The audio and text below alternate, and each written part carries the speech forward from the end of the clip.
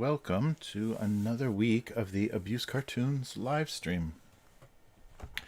Oh, this was a rough one. Yeah, barely got online today, but I made it. So hopefully, I'm glad to see people are here. Oh, try to keep this off screen. But yeah, I don't know. It's just one of those days. All right, so we'll get started and try not to draw boxes for 2 hours Hope everyone is doing well. I'll try to keep an eye on the chat. I guess this combined chat is really terrible, but it's probably worth keeping an eye on just in case it actually does keep up. There we go. All right. Yeah, so yeah, not a lot going on. It's just getting cold and weird, weird weather. I don't like the cold, rainy stuff. It's not anything. And we got no November holidays here, so no big family dinners or anything. It's just the long haul until New Year's. So we'll see how that goes. But yeah, it's good to be back. Yeah, I don't know what it is. I just not a lot of motivation. Oh, I guess it's probably just lack of sleep, but lack of sleep for a very good reason. I finally, finally, it was a push, and I just got through it. It was like probably one of the hardest stories to finish, but I finished the 12th Nmity story, the finished writing, and then I did the AI voice, the text-to-speech voice recording. So that's edited, almost finished, and so I'll get that uploaded both to the podcast RSS and the YouTube channel. I'll put that put a link for that in this chat, or pin it to this stream so you can see it. But yeah, I was really happy. It went a really crazy direction. A lot of the times those stories, I try to, if I don't do this, usually never finish it. It just like remains a fragment. But I try to imagine where it's going. I guess the opposite of Stephen King's advice. Oh, sorry. Oof. But I try to imagine at least where I want it to go, so that it's not completely off the rails and yeah, you just don't get anywhere. Or what you started, if you just finish a little piece of it and didn't have an idea where it's going to go, even making a note, a little note or anything, you never kind of get back into that mindset, or that idea never appeals to you again. So finally I got I got through it. So this is the end of the world. So it was what I wanted to end the book with. So it's the end of the world kind of idea. So the in the world of the story, in the setting of the story, the network of the thing, the kind of AR that everybody lives in, it goes down. It's just disconnected. And so we follow like one character's experience of that, and how they're reminded of all the things they've been avoiding and ignoring in their life. It goes pretty dark. It goes pretty, I mean, there's a death in it, a pretty ugly, significant death in it, which is I think the first time I think I've had like characters feigning suicide, but nobody died. They have died. Network, people have been deleted from the network. So there's the concept of, if you're not registered, if you're not operating in the network and allowing your life to be controlled by this system, then they consider you dead.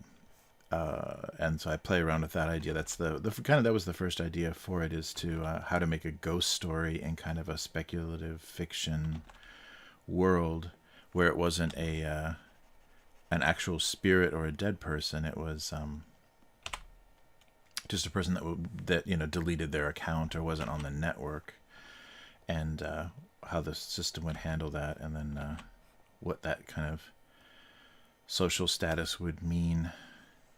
So I played around with that in a few things. There's I like that idea of sometimes you get that, you hear stories about that, where people figure out, especially newer construction houses. They figure out how to get into the crawl spaces and kind of, the attic and maintenance areas of a house and just live in there.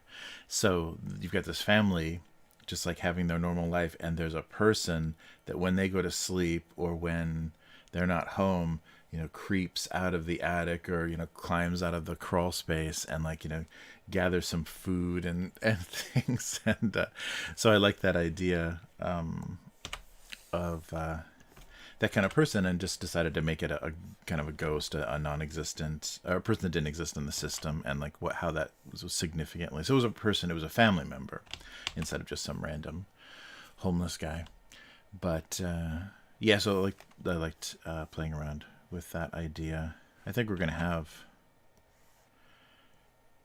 we're not far away from, especially if the metaverse, the metaverse happens. If you don't have a Facebook account and the metaverse actually becomes something, they obviously Facebook wants it to so badly. They want it to be the way. I mean, they've wanted Facebook to be this too, that you interface with everything. So they want to be this intermediary between you and so many different kinds of services online, and then they'll, have you in the little social web and figure out how you're connected and the kinds of things you're doing and using. So hopefully there's some pushback on that, and that's not going to be the case. But that's kind of the world of this story. So the corporation, instead of being meta, which is even, I wish I would have.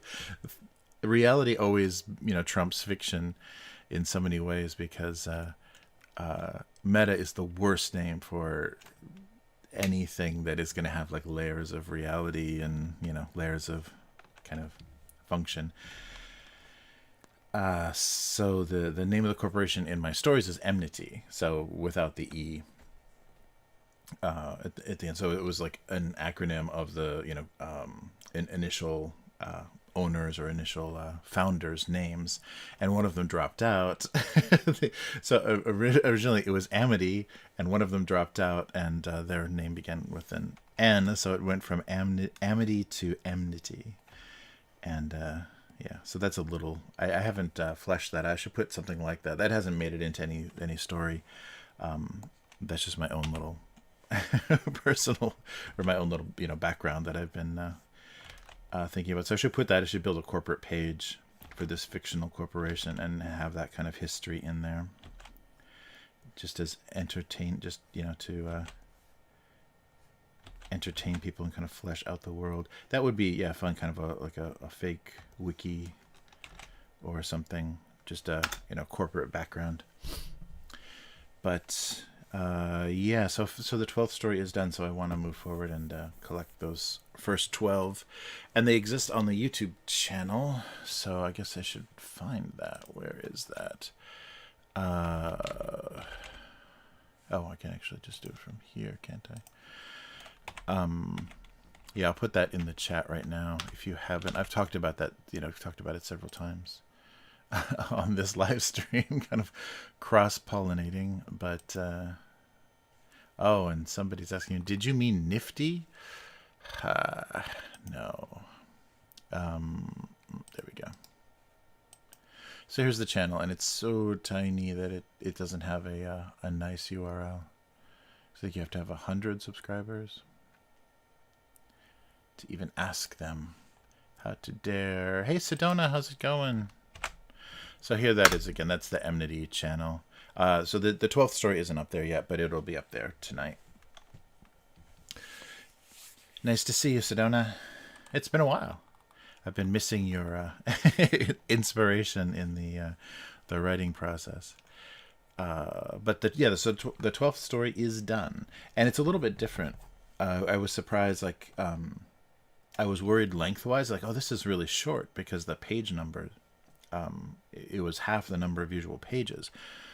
But when I look back through it, there's no dialogue. Because it's one person dealing with an unconscious person, basically, and so there's no dialogue. It's just their thoughts. And so it's the first story that I haven't had that hasn't been dialogue heavy, or at least had some exchange. Yeah, so I guess I wanted the isolation of that. I wanted, when the network disconnects, like one person that lives by themselves, like has this crisis, and then realizes there's actually somebody else in the house. Yeah, what is it with me and family members as like ghosts and lingers on in the house? Yeah. Oh, yeah. So you've been busy, yeah, caring for your grandma. I understand. Oh, nice. So we're interfering with your workout. I apologize for for you choosing this instead of that. Well, that's good. It's good to take a break, though. Uh, Occasionally, so your body's a little confused. I like all those theories of like muscle confusion and everything. You need to not let your body figure out what you're doing to keep it from to stop yourself from progressing.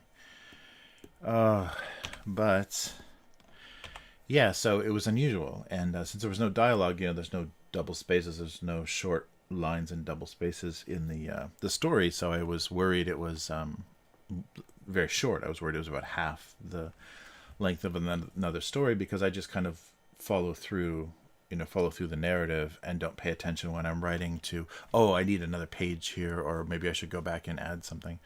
So I just go through the whole kind of arc of the story, and I was done, and I couldn't.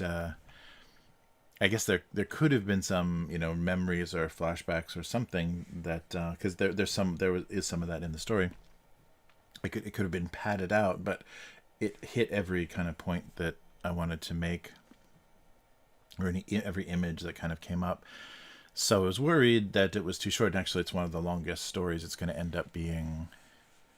Let me see. It's going to end up being pretty long. Yeah, well, not the longest, but yeah, over almost 16 minutes long. So yeah, that was very surprising, because it's short on the page, because there's no there's no jumping from all the dialogue heavy stuff. But yeah, so I was happy to finally get that out. It was one of the hardest things to finish. Excellent. Wow. Oh, saunas. Yeah, I love saunas. That would be a great thing to have here, especially in this season. Oh, man. Hey, how's it going? Wait, let me get this chat up so I can actually read it. Hey, Lipit Lloyd. How was it going? Thanks for stopping by in the Twitch. Yeah, I've got this weird combined chat, and it doesn't display things very well. Yeah, things are going good. I finally got got online tonight. Oh, that's very cool. 4 to 5 miles. Good job, Sedona. That's really good.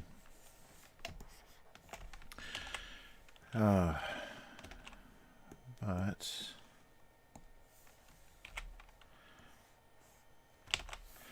yeah, so just another week of, so this is the kind of warm up and drawing the cartoon. So I'm drawing directly into Photoshop, so I can capture this. I don't have to put a camera over my shoulder, and just drawing directly into Photoshop to do this single panel gag cartoon.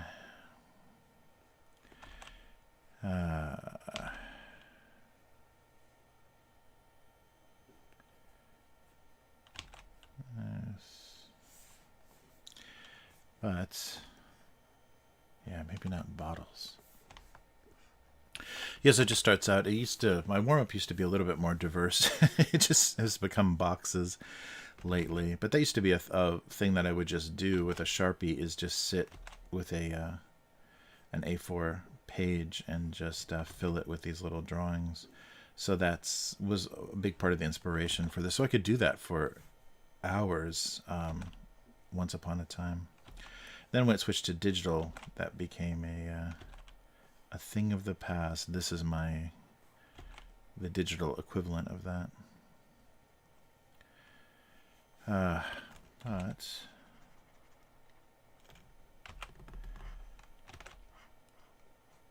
right. Whoa, maybe more tab like. There we go. But yeah, that's what happens every week here. So yeah, it's good to see in the chat, Sedona. Yeah, the time is a little bit late, so I think we missed some people in further east in the U.S. and North America, because it's a little bit late now. All right.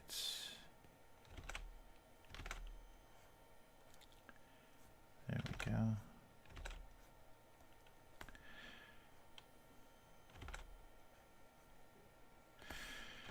Yeah, but we're in that weird time where like I was saying, there's no fall holidays here, so it goes straight from Halloween to Christmas, and it's already Christmas everything. It's really bizarre how they do that. And neither of those holidays, so I'm in Japan, and neither of those holidays has any significance.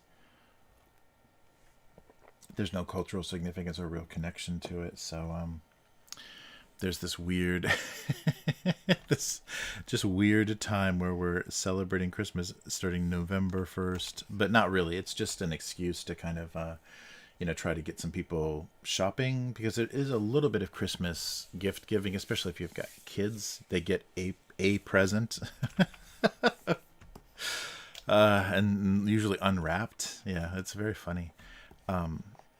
So it's hard to find wrapping paper here of any consequence. They have these little 70 centimeter squares, but yeah, if you want to wrap something, a big toy. I remember when my kids were younger, the toys it takes a lot of paper to wrap a Christmas present, and here you don't have that, so you're basically like stitching together, like patching together wrapping paper, and it's pretty expensive too. They just started to carry it in the dollar equivalent of the dollar stores here, but previously, yeah, you had to go to stationery shops and buy this insanely very thick, very beautiful wrapping paper, because it's made for very small gifts and things. And also, that's a big difference, is gift giving here. So gift giving in Japan, as opposed to the US, you give the person the gift in the US and they open it in front of you and have a reaction, and oh, does it fit, do you like it, you have that whole kind of interaction. And gift giving in Japan, you give somebody something and they say thank you, and they put it behind them and open it later. So they don't open in front of you. I mean, I guess you could ask them to, but it's a little, uncomfortable, and kind of, because they don't want to have any kind of social embarrassment. So even if they hate it, you'll never know. Or if it's, something offensive or whatever, you'll never know, because they will not open it in front of you. I suppose you could force the issue. But I was reading a little bit about this, and it's kind of part of a, maybe it's like overall in Asia, kind of a part of a thing that's help foster or help hide bribery. Because if you don't open gifts in front of people, a gift can include a bribe very easily. So it's very gift giving. There's a very gift giving culture in Japan. So thank you gifts for everything, any hospitality, any business interaction, anything. You give small gifts back and forth, and they don't have to be of any significance. And a lot of times it's based on, like, if you're from an area that's famous for a certain type of sweets, dessert, like a cookie or a pastry or whatever, you'll bring those, or some, seaweed or something, something that has some significance, that where you're from is known for. That's a very common thing. And also, if you travel, you have to bring back souvenirs for everyone that's going to ask you how your trip was. So it's a very interesting, I think, I've talked about all this stuff before, but it's buried in the archives. So the idea is you can give like a teacher, or like a local politician, or somebody that you would interact with, a gift, and it would have something very, nondescript, very whatever in the box, but you would also have, cash or something that would indicate. And of course, I'm going to be counting on you to, help me out in this situation, because if there is, some known issue between you and there's a bunch of cash under their, gift, then it kind of, helps to enforce this like silent, invisible influence, bribery, and that's a big thing. I mean, Korea is kind of famously, every one of their prime ministers or presidents, I don't know what they call them, but every one of their heads of state, when they're out of office, because of that culture of like, buying influence, they go directly from their you know equivalent of the White House to a prison cell because they've been bought off so much. Yeah, but I think that's the whole kind of, in the West, gift giving, the interaction of watching people open things is part of the thing, because you want to get the gratification right away, that the effort and the thoughtfulness that you've had about picking out this gift, actually worked and it meant something. But here, the thoughtfulness of gifts is a little bit, that was a little culture shock, not major, but something I had to get used to with my in-laws here, is that gifts they don't show that they know you or they have any interest in finding out what your likes and dislikes are. So very generic kind of gifts that don't require any real thoughtfulness. So they're not thoughtless, they're kind of thoughtful. It's some state between thoughtful and thoughtless. This just enough thought that it's something of value and significance, but has no connection, to your to anything that you would actually want or has appeal as a gift. So it functions in a very different way. And so I read a bit about that, and thought that was an interesting thing that must exist in most of Asia. That must be the culture, just because avoiding social embarrassment and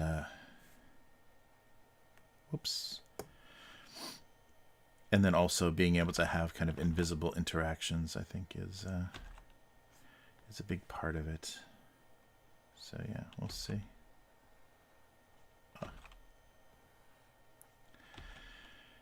Yeah. Trying to get a nice round shape here, and it's just not happening. So that's an interesting thing about gift culture. It's such a heavy gift culture, but at the same time, it serves a different social role.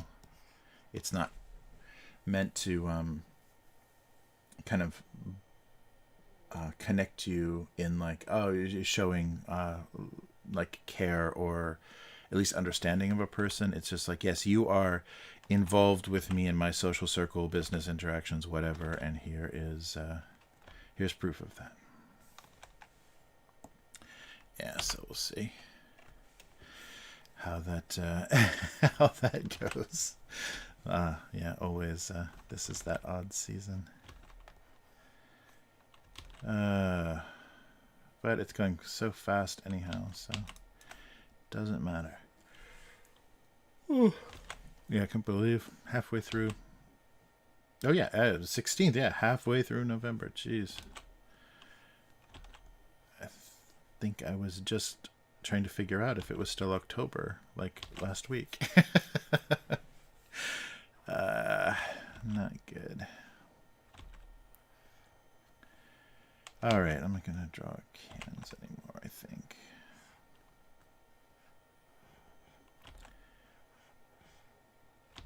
All right.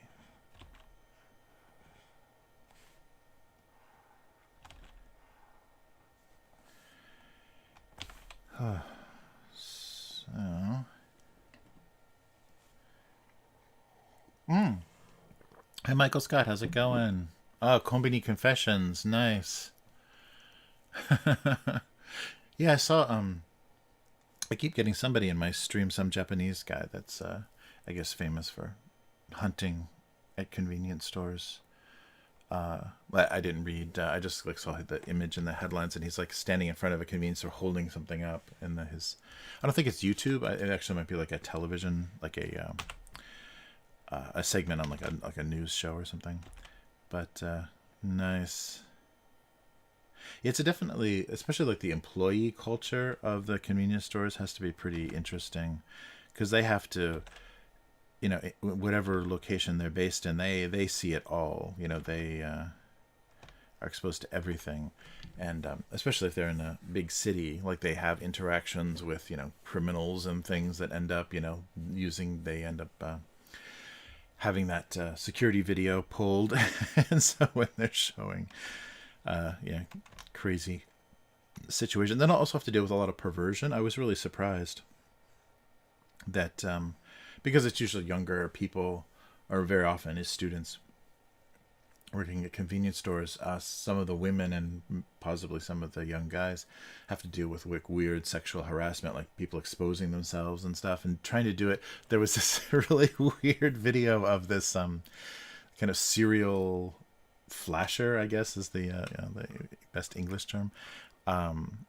This guy that would have this kind of weird long shirt, and he had his like pants pulled down under the shirt, and then he would go up to the cashier and just kind of do this weird thing. Like he had, I don't know if he had like some straps or he sewed something weird in his shirt so he could do this weird thing where then he pulled up his shirt, and so he's standing at the counter with nothing from like his navel to the tops of his thighs, and that was his weird exposure thing. But they had that on camera several times, and of course they do the mosaic in the Japanese television. But it was like hard to figure out like what exactly he was doing. But then they explained it, so you could tell what his technique was. Yeah, very funny. Yeah, so I wonder what Konbini Confessions is like. I'll take a look. I'll look them up on YouTube. Yeah, there's a lot of people that do interesting Japanese content, and I think that's as the online thing and streamers and influencers and everything has grown. There's a lot of people that employment options are not great in Japan for foreigners. You're either doing teaching, translation, or IT, basically. Or you're here with an international company. You're put here with a German company or whoever has an office in Japan. But I think that's less and less common. That used to be a thing. There used to be a lot of Germans here that were doing kind of cooperative manufacturing things and ventures with Japan, and so the international schools had a lot of German kids. But I think that's over. Japan has been stagnant for too long. But yeah, there's you definitely get but the interesting thing is you don't have the violence. Like you're not going to be at gunpoint. You're not going to be robbed. Possibly people will have pulled knives on convenience store workers, but they don't rob the places because there's not the drug problem or the gang problems in Japan. So you don't have convenience stores open overnight, and you're just dealing with like weirdos, homeless, drunk people. You're not dealing with people threatening your life constantly. So so they can have students do that kind of job. People that are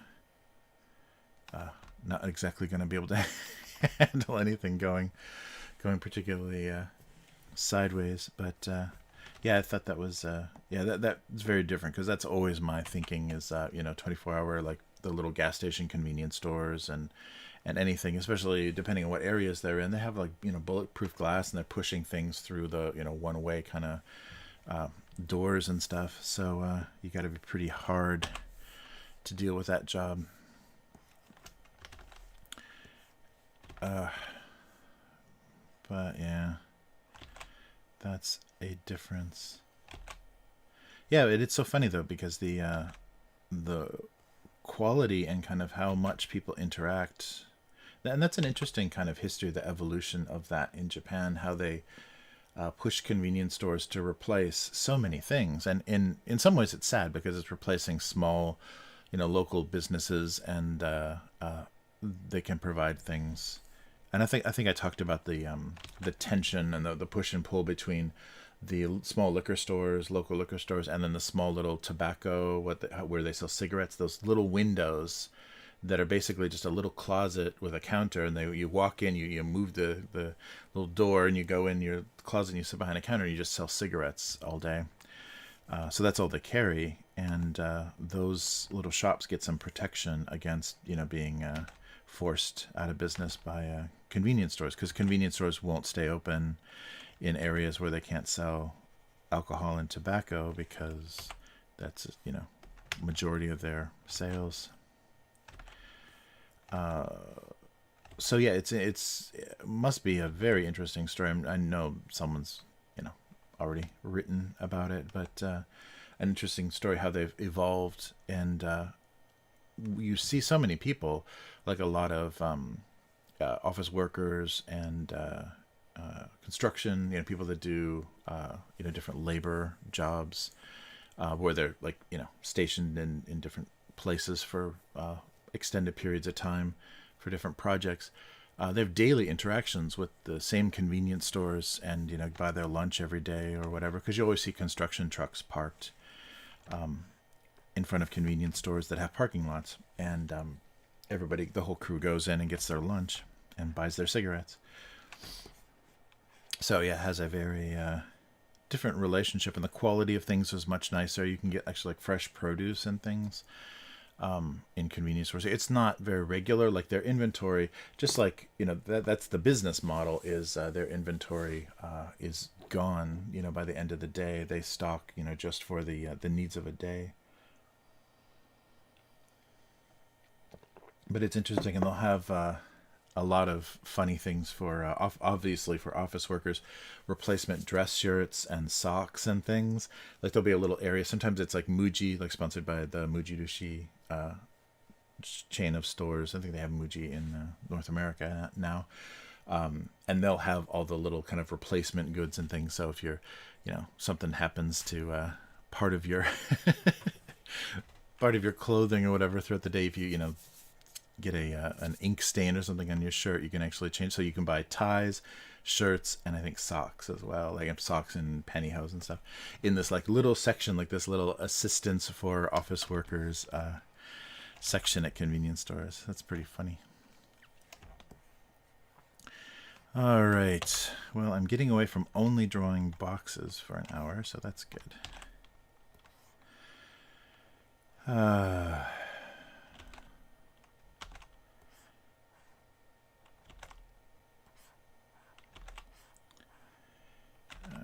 right. Whoa.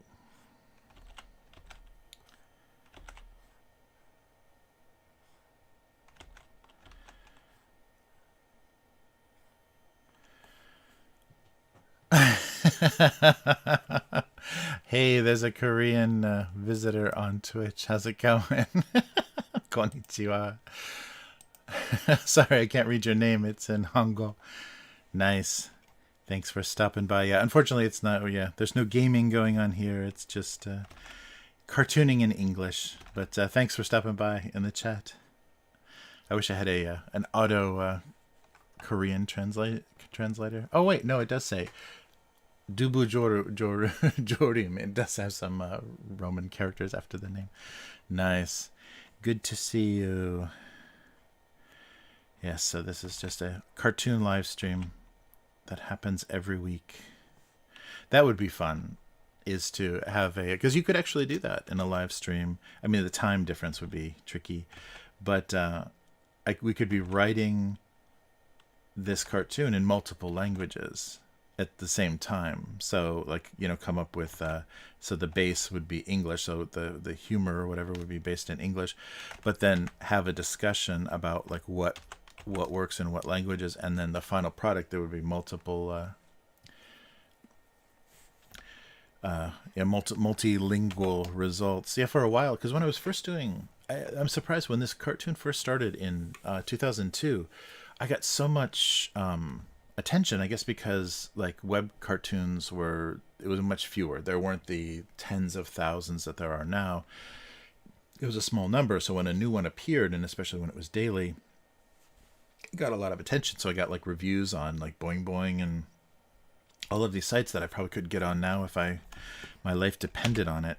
But I had an Italian blogger that asked me if they could translate their favorite cartoons into Italian and put them on the blog, and they did it very regularly. I should have asked for the actual like a text file of the translation so I could do like an Italian collection, like a curated Italian collection of the cartoons.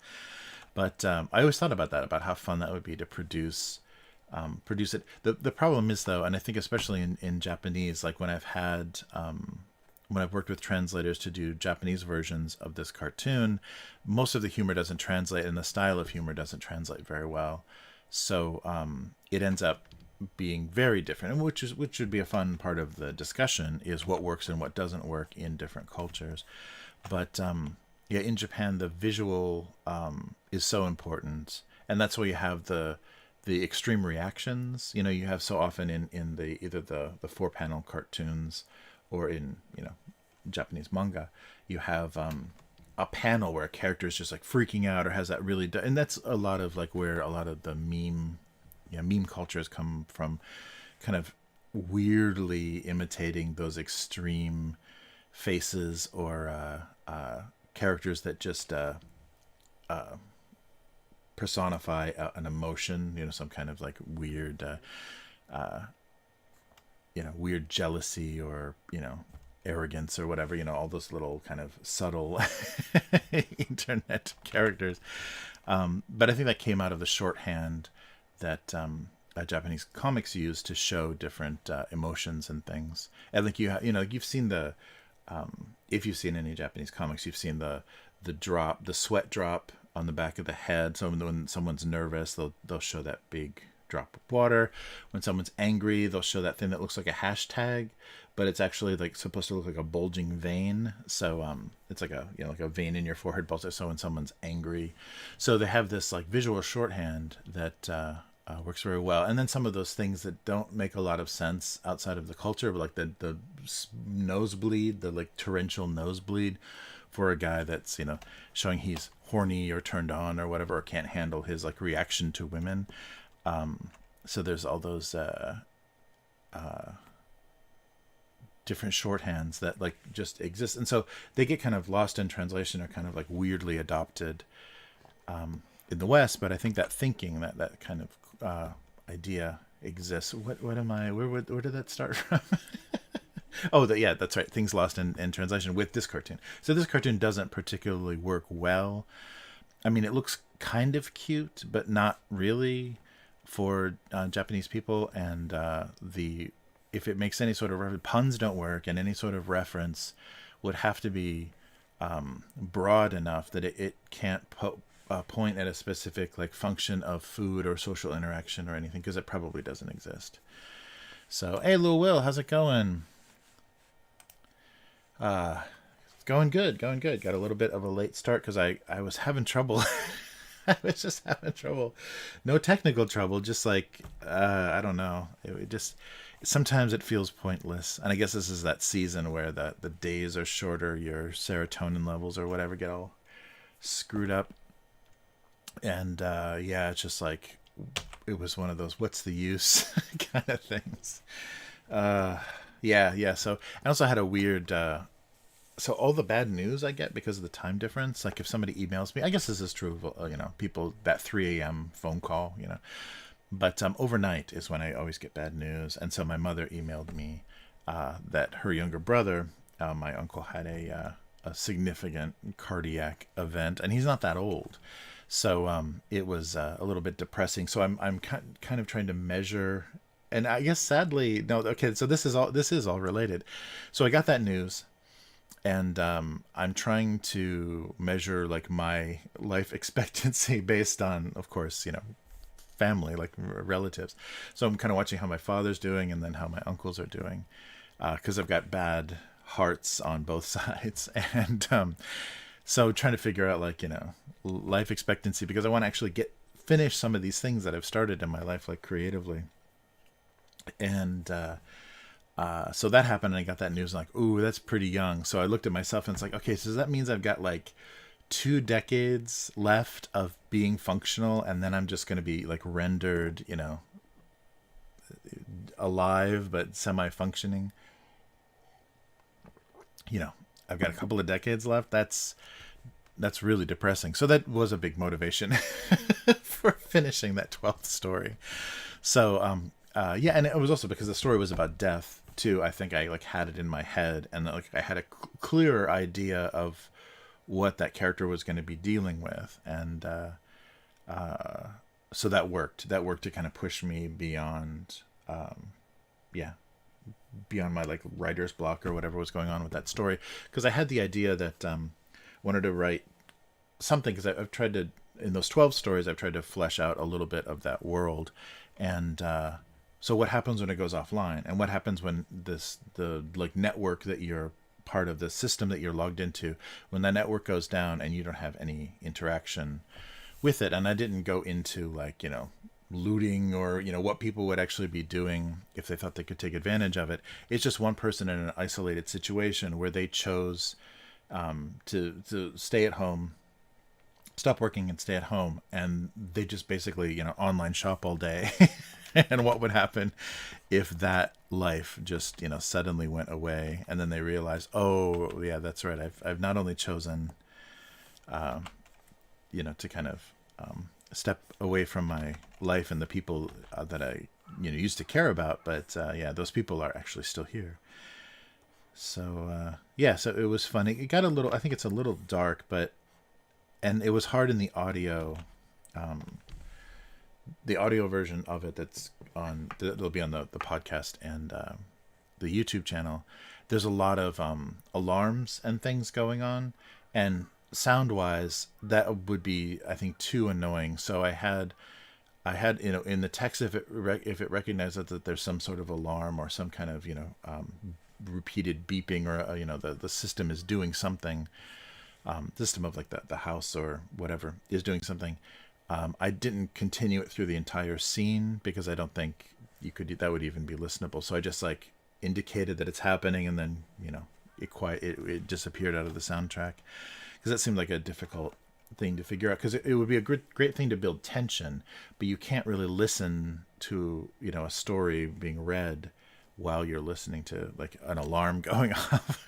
It's not a good it's not pleasant, and I think it makes some people pretty anxious. So I built the tension with like droning sounds and music instead of an alarm. So you'd have to kind of imagine that alarm is still going on, but I didn't want to have that orally because it would be too distracting. But yeah, it's good to see you guys. Sedona, Little Will, our Korean guest, Michael Scott. Good to have you guys in. Oh, man. Oh, and Lipid Lloyd. Good to see everybody. Yeah, but one of those brushes with mortality, I guess. So, yeah, that's definitely helped hurt my motivation, giving me this heavy sense of, what's the use, what's the point? It all, goes away. But also, like, yeah, there are things that I do want to finish, that I do need to prioritize, instead of like having my time and attention split between so many different things.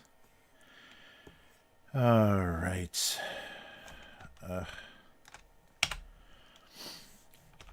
But yeah, I don't know, it must be going on in the US too, but so we got right when it came out in Japan, we subscribed, like all parents, I think, are like forced to. It's kind of a hostage situation. All parents are kind of forced to get Disney Plus if they've got kids that watch Disney stuff. And so originally here it was a different name. They had a different branding for it. It was Disney Theater, and they did this cooperative thing with one of the cell phone carriers, Docomo, the kind of the leading the number one cell phone carrier. So like they have a points system. Everything's got points here. There's like loyalty, stamp cards and point cards and everything in Japan. They love that stuff. And so they did the cooperative thing. So you could use your Docomo account, your cell phone account, to log in and pay for it was very odd. And you got points, like you could spend your points that you accrue from your cell phone subscription to buy the like the premium stuff, like when they did the Mulan premium thing, like when you same time as the theaters, and you could buy it. You could also buy it with not money but points on your cell phone. But anyhow, they started out kind of with a very confusing brand, and then unified it so that it was all Disney Plus, matching what they were doing in the other markets.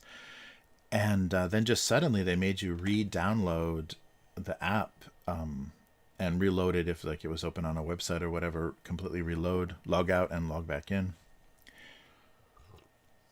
And under the star, it says it's star here, but I think it's stars.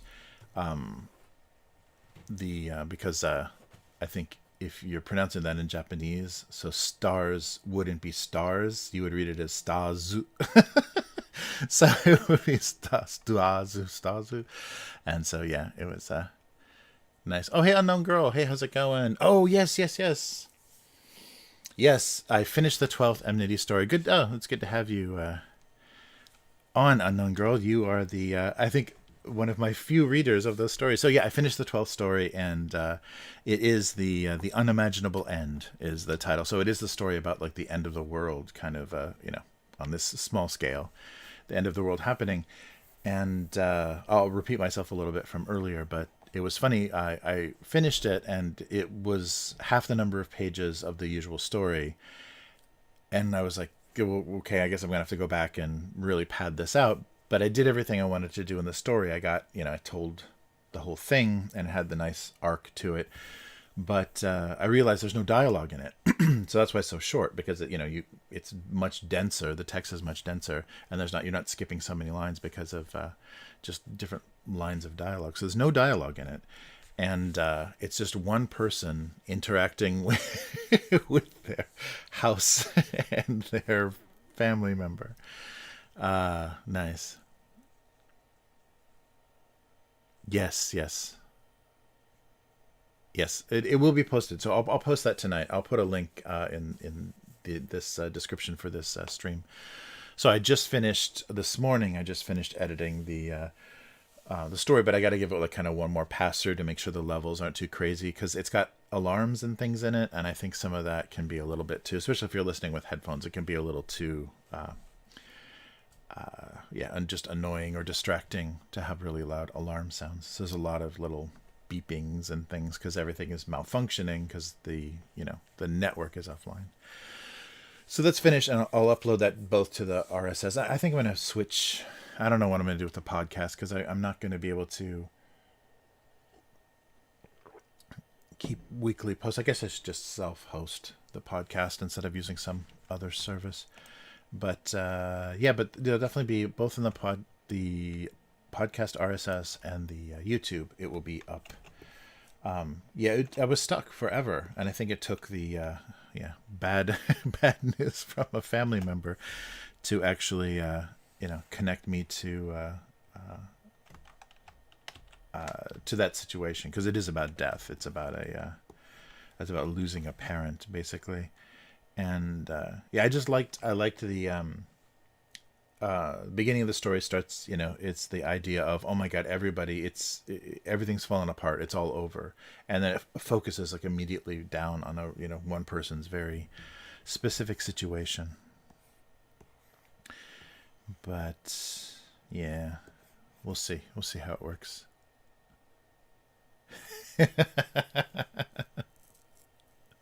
Nice. Oh, good. Yeah.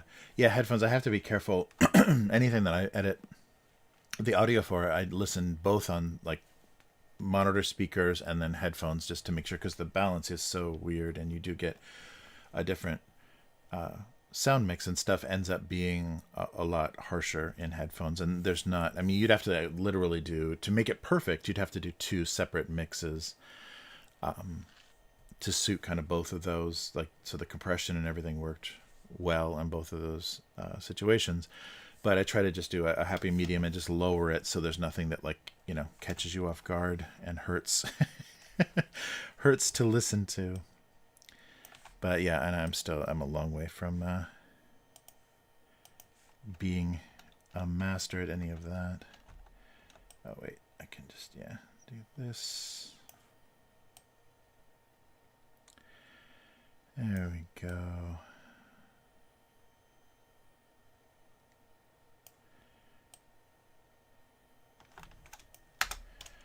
All right. But yeah, so that was happy. So I was, yeah, a little bit motivated to actually get something finished. So I will do a, so now I'll start laying out I gotta go through and make sure, do like an edit, do like another editing pass through for all the stories before I actually commit them to print, even though it's, you know, it's print on demand. So I can change I gotta update the file at any time. But I want to make sure at least the what initially goes out is the printed copies is as close to, you know, perfect and well edited, you know, no typos or weird just weird errors, you know, grammar errors or whatever in the text. So the first like half of those stories has already been gone through pretty severely, but I'll try to be my own editor, which is always a mistake because you can't edit yourself. You need like an outside pair of eyes. But if anybody would be interested for a free copy of the book, if anybody would be interested in looking at the text for those stories and correcting, you know, like do an editing pass through, I would definitely pay you with a copy of the book. But yeah, I'm going to try to do that. I've got some software that there's a couple. I'm surprised there's some pretty good editing software out there. A free one called Hemingway that will actually like rate, you know, like if you're using too many adverbs or your passive voice or you know, no subjects in sentences and things. It will help you kind of see those things in your writing. So it's one of those things that you may not see in your own writing, but if the software is kind of like underlining things and making you double check, then it makes it good. Nice. Oh, Halo Infinite. Oh, nice. Oh, is that on Xbox? Is that on Game Pass? Because they do day one Game Pass. I'm gonna open Game Pass on stream, aren't I? Yeah, I gotta see that definitely. Nice. Yeah, thanks for the heads up. Oh, multiplayer is free. Oh, that's very cool. Yeah, there it is. Oh, yeah. Multiplayer beta. Okay. We'll install that right after the stream. Oh, that's cool. Yeah, I've heard some people say it looks amazing. Or I've seen, you know, some videos and some early impressions. Yeah, saying that it looks amazing. That's cool. And I saw that Nerf is making the Needler. The alien needler gun. They're making like a, you know, a 1-to-1 replica, and I guess it's not Bungie anymore. Who is it? I don't know who's making Halo anymore. Microsoft Studio or whatever. They actually sent them the models, the assets from the game, so they could do as close to a 1-to-1 of the Needler pistol, the Nerf version of Needler. Hey K5, nice. How's it going? Good to see you. Oh, very cool. Nice. Oh, yeah, that's right. 343 has got that now. Yeah, but that was funny. They were talking about, and it looks good. I mean, I don't know if $100. I think it's like $100, but it's got a little stand and everything, so you can display your Needler pistol on the on wherever you display your Nerf weapons. But I thought that was cool. That's a neat. Thing that they worked that closely, that they weren't just kind of like doing their best guess, but they actually had the 3D assets to engineer their little Nerf version from. Yeah, that's cool. Very cool. That's a nice thing to look forward to. Yeah, I still have I've got all that installed still from my Game Pass the Master Chief Collection that they have up there. So that's I wanted to like play through Halo again just to get the to relive that story and to see if it's because it's been a while and played so many you know single player narrative kind of shooters since then, and I'm curious if it still stands up, if it still holds up as fun as it was, because I can just remember like all the like running backwards from the what is it called, the flood, all those little crazy pustule like spore aliens and stuff, just like just the movement of that and the combat was really fun, and it was made for consoles, so it's it was a different aesthetic like immediately, the single player, and it had a big effect too because there was that Machinima series, or was that no, that was Rooster Teeth, the series, the Red versus Blue, Red versus Blue, where they were just doing a comedy series based on Halo multiplayer. So it had a big pop culture effect. So it's good to see them still doing something. But that initial difference, because always there was the PC master race of gaming, where God damn. Yeah, but all of the shooters, like you're gonna play with a keyboard and a mouse, like Quake and all the stuff that then became really competitive, all the multiplayer stuff. You're not gonna play it with a controller, but Halo was like the first time. Yeah, right, Rooster Teeth. Yeah. So I want to go back and see if that's as fun and like as the story was compelling and you cared about the characters. I want to see if it still holds up, because it's been so long since so if it still has that holds the story, holds you, and has good entertainment value, I think that'll be a nice sign that they did something that will endure.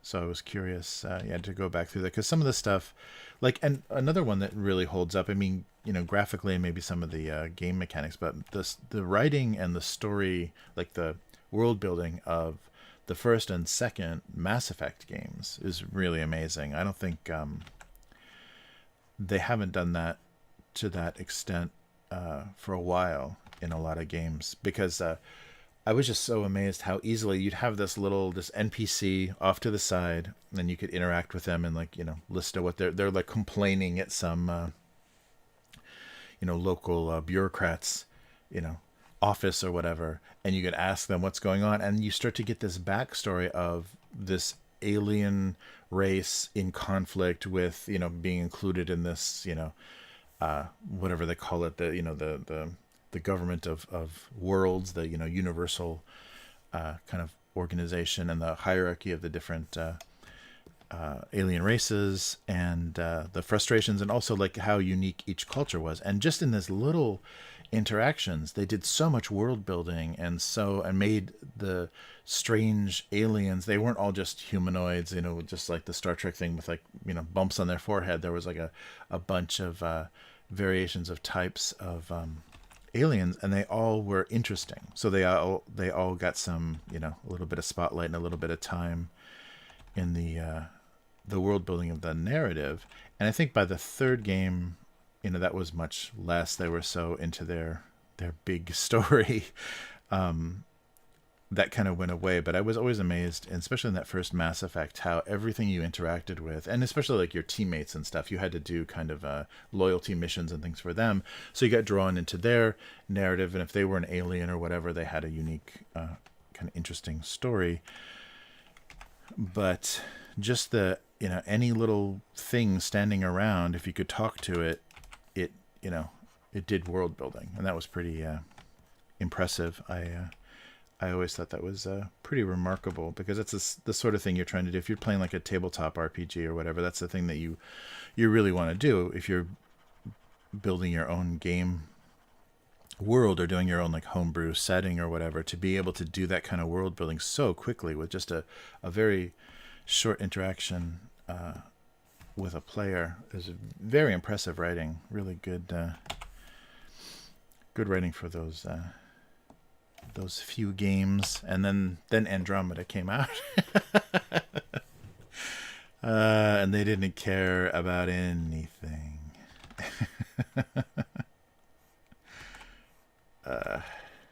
Yeah, I guess they're doing a fifth Mass Effect though. There was a teaser image, but unless they go back and hire some of those people, or at least people of equivalent writing ability, unless they do that, there's just no point. There is no point in making another game if they don't care about the world that they're making. And not I'm not talking about like staying in canon or whatever, but care about making an interesting story with interesting characters. If it's just not some, this new system, this new battle system, and our inventory system is really amazing. Like, nobody cares about that stuff when you're kind of prioritizing, when the experience of the game itself is is learning about where you are in the world, all that, like, because it's never much of an innovation at all. Our new combat system is so compelling. At least for those games, a single player experience is it's different. Hey Yum, how's it going? Hey, some empty friend. Yeah, don't play 3. I guess that they've kind of fixed it. They've added DLC that kind of makes up for it. And I guess even from the beginning, Mass Effect 3 was never going to be great. Like, their intention for how the story was going to end was always going to be kind of, I don't know. But it became meaningless very, very fast. I don't think it was an economical thing or whatever. But Mass Effect is very fun. And they haven't done a lot of those games like Dragon Age, I guess because it's fantasy, and Fallout have all gotten tabletop, like pen and paper RPGs for the tabletop, and Mass Effect never did. That's funny because it's got a really fun setting, very interesting setting, that there could be a lot of stuff in there to flesh out, but it never did. Yeah, but Andromeda, yikes, that was amazing. And I think it was because they diverted a lot of resources and a lot of talent for Anthem, which was a huge mistake, but they saw it as it's that all the games as service thing, so they thought for sure they would have their own destiny and be able to milk players for decades to buy new skins or whatever for their character. But yeah, that was so sad. And I guess it's just we have to deal with the reality of those economics. If it's never gonna be like the AAA, like multi-million-dollar projects, if they're never going to give you that return, and they always have to add a multiplayer to it, and they always have to do the GTA Online kind of part of it, or else it's just not worth those production costs, then that could be it. We could just be looking at the re-releases of all of that stuff. Yes, K5 is here. That's great. And I know now we are keeping him up so late, so hopefully it's not an early morning. But yeah.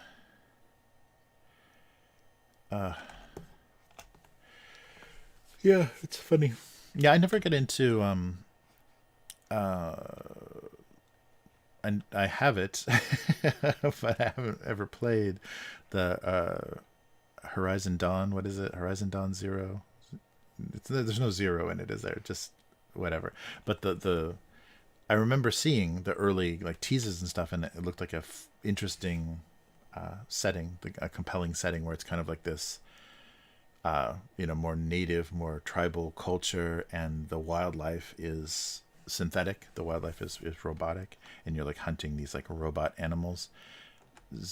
Horizon Zero Dawn? No, I'm confusing with the movie. Wasn't that, what's the What's the terrorism? The waterboard movie, Zero Dark or whatever. Yeah, but anyhow, yeah, I never got into that, and it just I don't know the fake. I don't know. There's just a couple of things I was like, but people have said people that I know, not YouTubers, but people that I know said they really loved that game, but I couldn't. Horizon Zero Dawn. Zero. Thank you, some empty friend.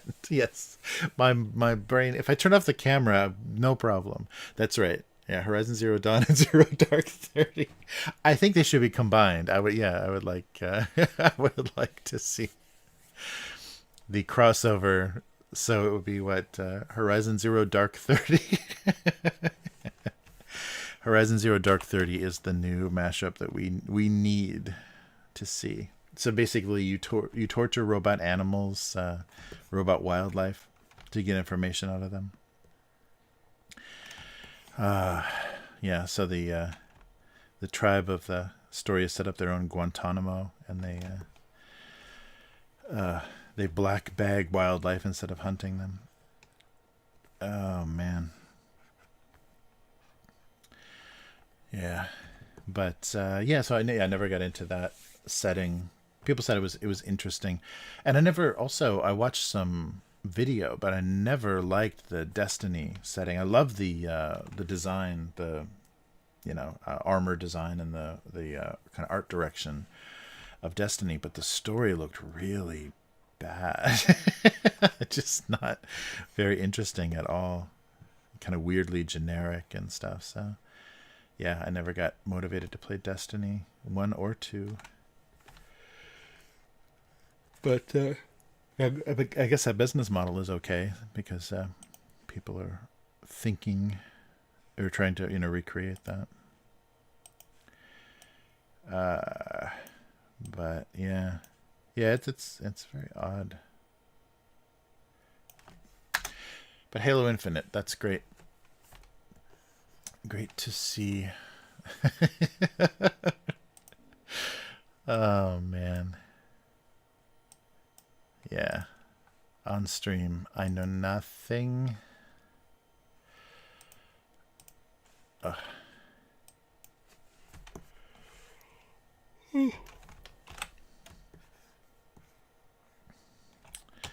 Man, yeah, that's especially on the game stream as well. That's especially embarrassing because I'm talking about a couple of different topics in the course of the weekly live, and unless it's in my notes, I'm not going to be able to recall it. I need to lean heavy on Chris to remember every designer's name and everything because yeah, once the camera's on, it's just that weird thing. And it's like speaking Japanese and stuff, it's the same thing. You're just nervous enough that your recall is really, really bad. You're not normal. It's not like normal conditions. So you're just self-conscious enough that you can't relax and access any deeper memory. Yeah, it's very odd. Oh, that's cool. Good news. Yeah, very cool. Yeah, I really want to see what that looks like. So I won't download it now just in case it's going to, slow down everything with OBS. But yeah, I can't wait to take a look.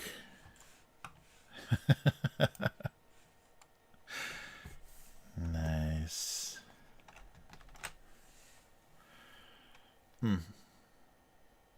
Oh yeah. Yeah, that's frustrating for me with so for a while I was doing the PlayStation Now and then the PlayStation Plus and just kind of right before the PS5 came out.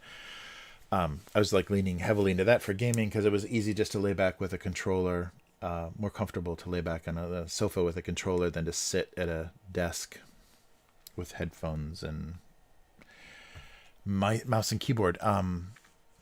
So I was leaning into that for gaming, and you do get that weird duplication where you're like, oh, I have this game. Oh no, it's on Steam. So you have your Steam library, and then you have your PlayStation library, and it is really frustrating to buy things twice and have them be no difference. No. I mean, there's graphics wise and everything. There's a lot of difference, but it's like the same game, or even like the DLC is always crazy expensive on the PlayStation. They always really dig you for that. It never goes on sale or gets included. Like sometimes they'll do bundles that go on sale, but for the most part, like DLC is expensive.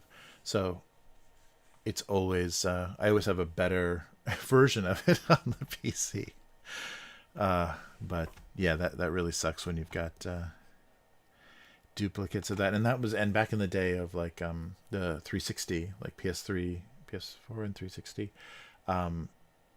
I had things on both of those as well. So both Xbox and PlayStation when I was first in Japan, because first in Japan with the 360, they you could get the Asian. It was just the Asian release, which was really cheap, and all it was is a Chinese translation of the manual and the title.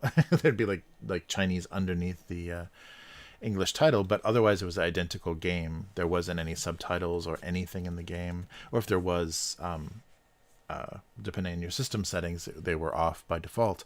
So they didn't localize it or do a dub dialogue or anything for the whole Asian release for Xbox. I think because they weren't doing very well, especially in Japan.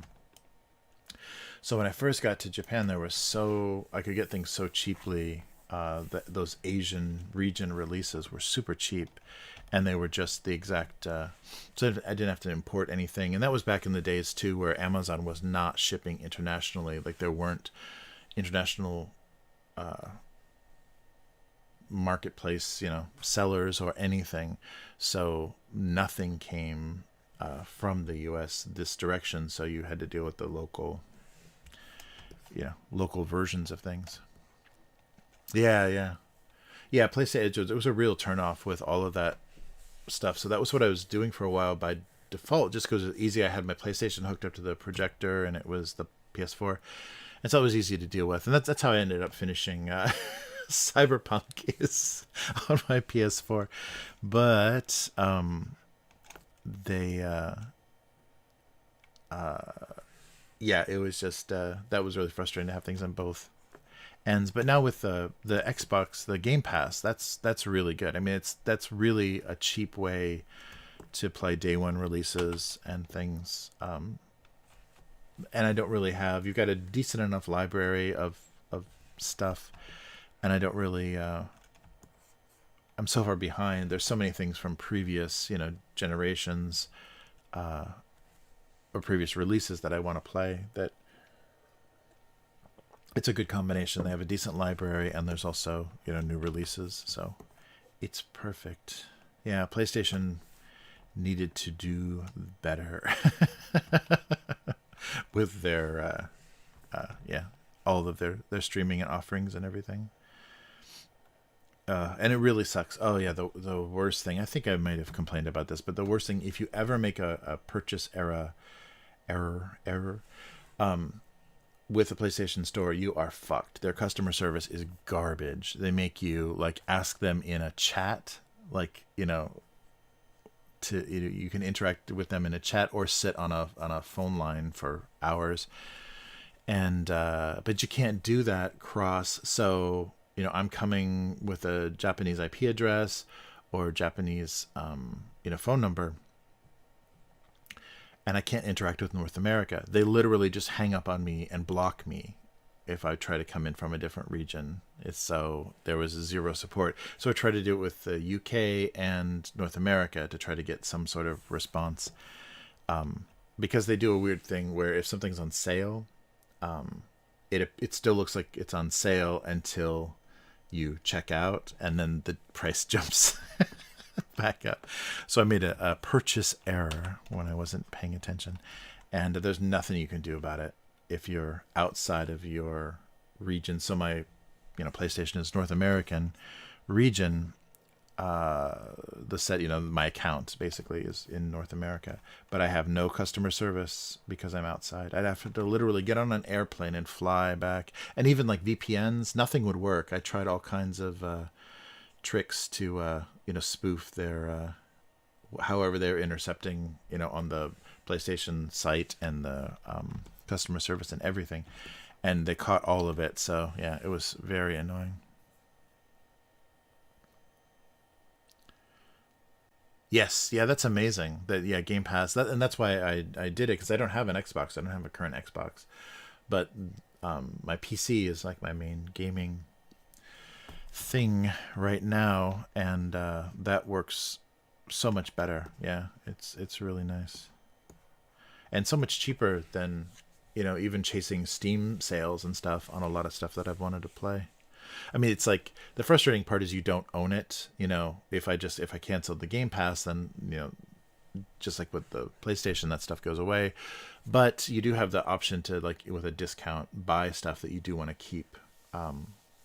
If you've installed it, that you do want to keep in your account. So that's nice.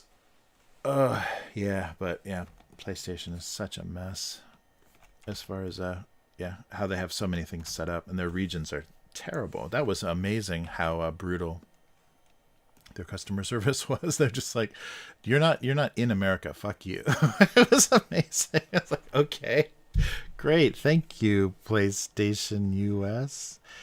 Yeah, the only other weird situation I had like that, this was very early on, was with, I was playing Guild Wars. Yeah, I was playing Guild Wars, maybe Guild Wars 2, and it was very at the very beginning, and I set something up so I had both an American and a Japanese credit card, and I changed credit cards on the account because I wanted to bill my American credit card, and then something got screwed up, and I contacted the customer service, and they're like, "This is the worst fraud I've ever seen. Do not ever contact us again." That was the message I got from there, or AreaNet, or whoever was doing Guild Wars at the time, because I had changed credit cards, and they couldn't possibly understand that someone can have bank accounts in multiple countries, and so it was very bizarre, like their reaction. And so I almost wanted to follow up and, like, get that guy, get that customer service guy some heat, but who knows if they would actually fire them or not. But it was really pissed me off how shitty the guy couldn't even comprehend what had possibly happened. So he was just like, "This is fraud. This has to be fraud. There's no way somebody can have this." So yeah, that was bizarre. And I haven't played Guild Wars since.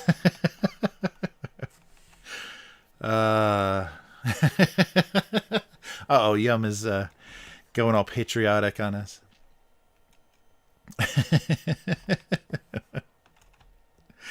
That's right, you dirty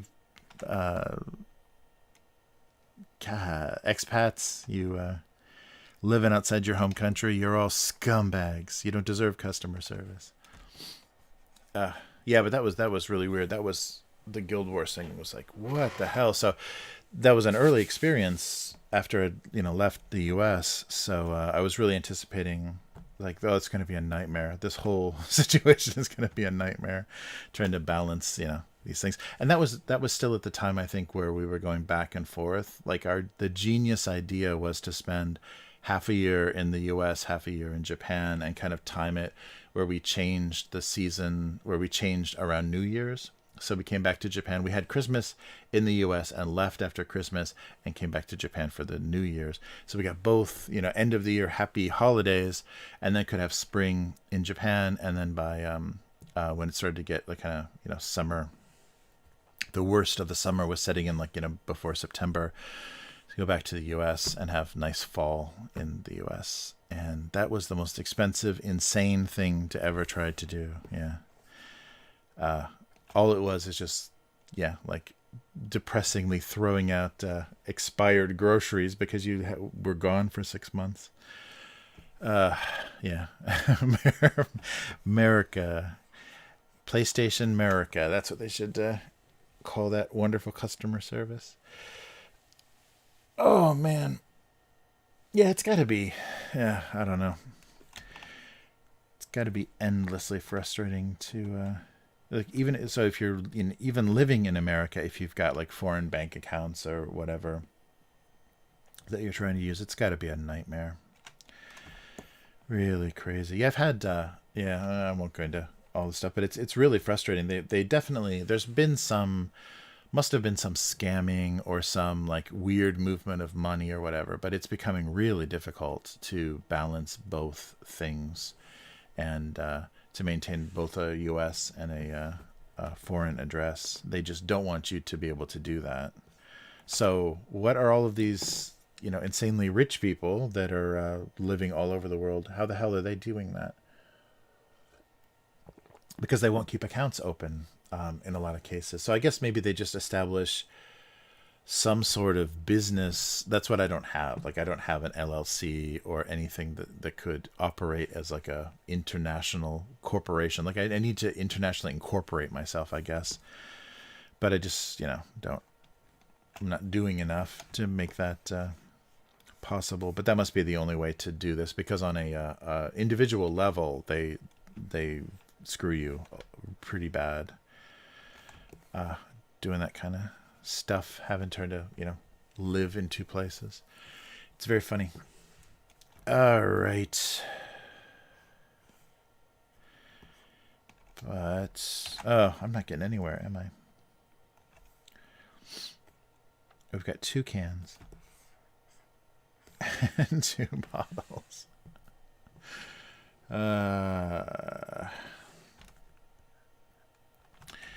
Yeah.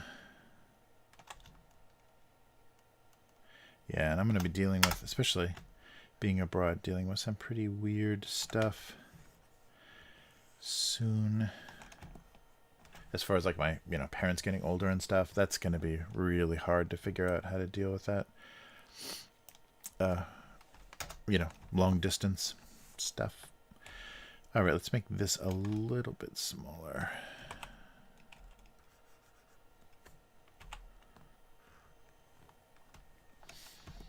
So they match a little bit more.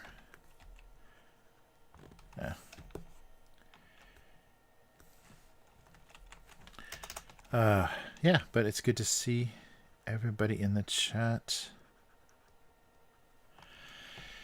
It's been a while. Yeah, and I'll stop complaining. There's so much harder things in life than trying to not have people close your bank account. All right. I think that works. Okay.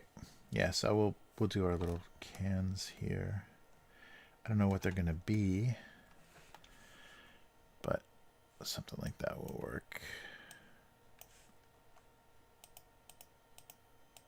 Oh, here. There we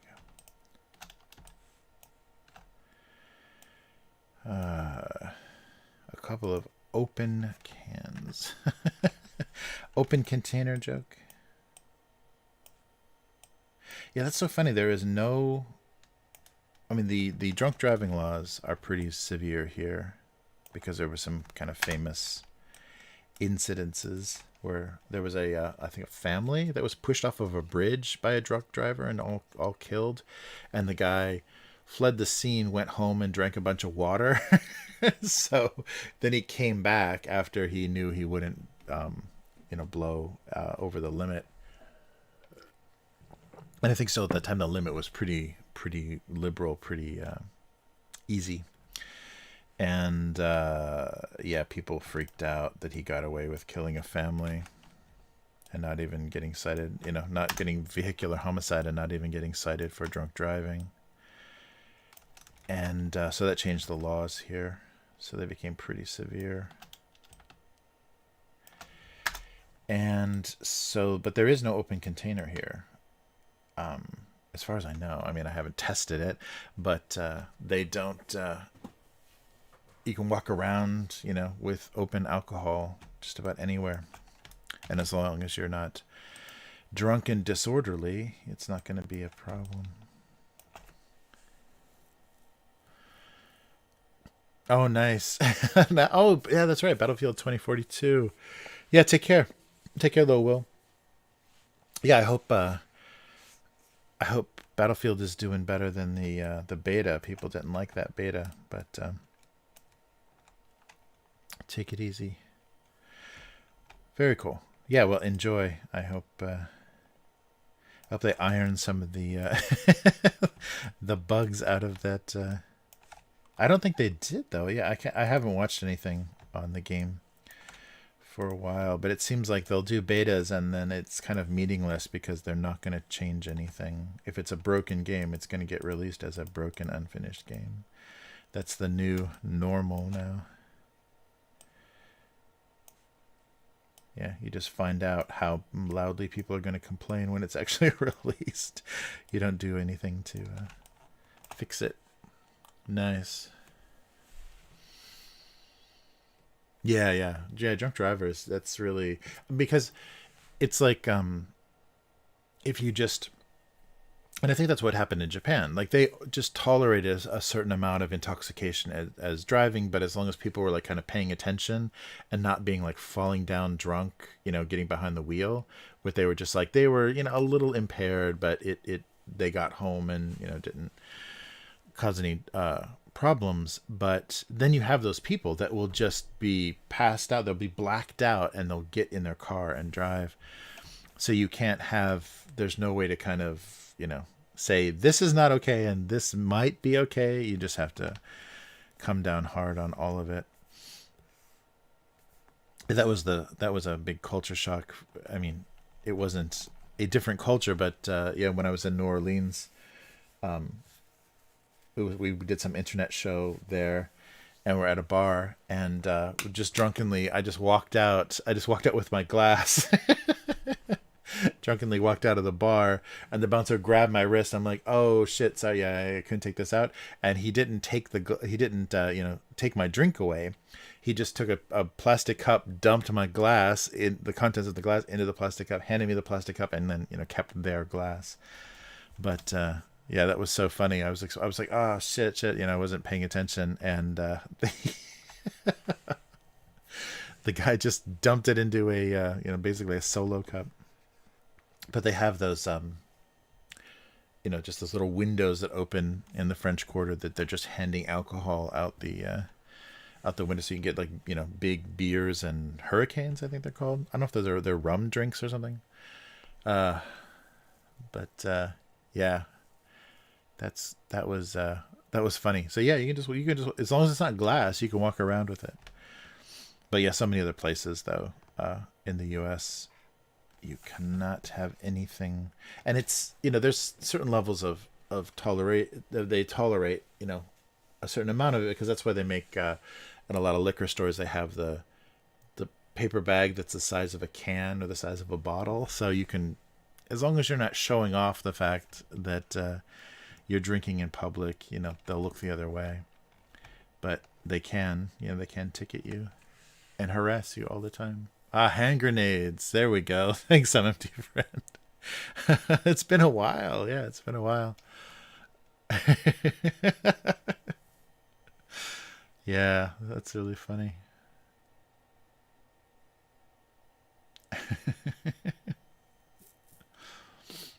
Mm.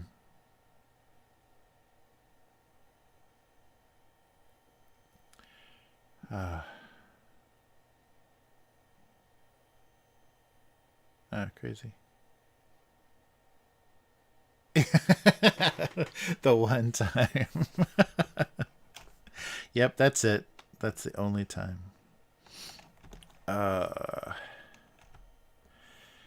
Yeah.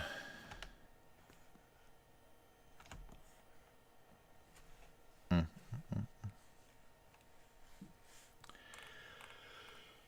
Mm. Yeah, that bar was really funny too. Of course, it was my my old business partner, and he had a habit of falling in love with waitresses and bartenders. So yeah, that was always we always ended up like wasting so much time at a place where he was in love with one of the staff. Yeah, so lunches and yeah, going to different bars and stuff. So there was the bartender had implant, like permanent implant, vampire teeth, and was kind of vampire goth. This is like a long time ago, but she had her own. She had her original Creature from the Black Lagoon drink, right? The Creature from the Black Lagoon is her drink that she invented for the bar, and it was rough. It was like so much liqueur and syrup, and so it was black, but it was just like a thick sludge that was super sweet and like super like weird combinations of liquor and like schnapps and kind of like liqueurs. So it was pretty undrinkable, and of course my my partner drank a ton of those, and yeah, we got stuck.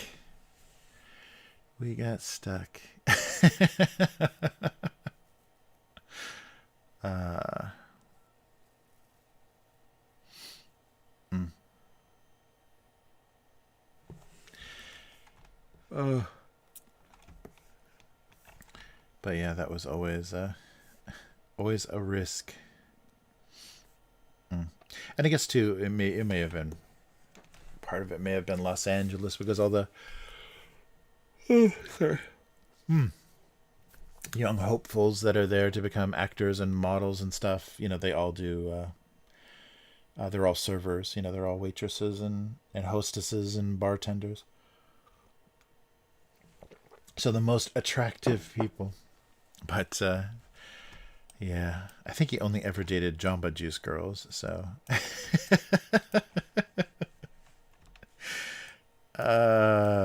those were the the days. Yeah, that was Internet Bubble 1. The first Internet Bubble. All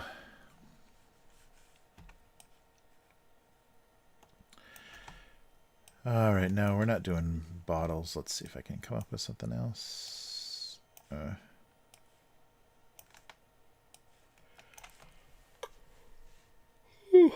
I'm trying to think. Maybe pet food. I can't think of what. Nothing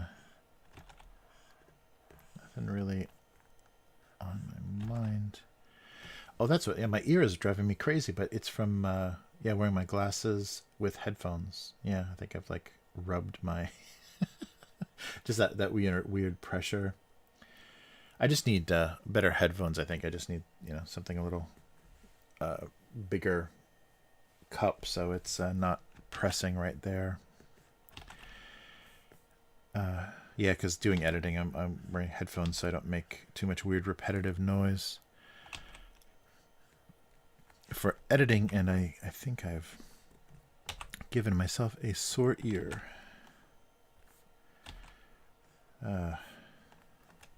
Yeah, I definitely need better headphones. I thought these were okay. I mean, they're pretty. Yeah, these Sennheiser are. I guess they're kind of narrow, but I thought that would be enough. But I'm just getting. It's pushing. They're very soft too, but it's pushing right at the wrong spot. That really sucks.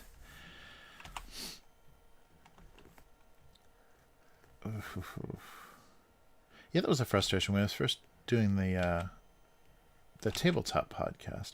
I was surprised how many people don't want to wear headphones when they're doing a podcast. It's like, I don't like the delay. There is no delay. Like the equipment now, the latency is like so low. You really have to be, sensitive to.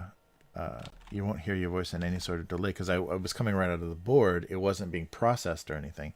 There was no delay, and I couldn't get anybody to wear headphones. That drove me crazy. But so everything had to be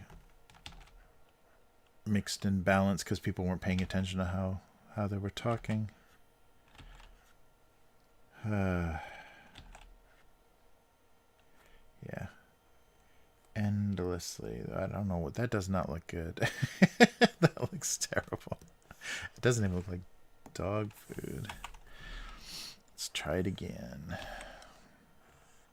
I don't like the shape of that either. All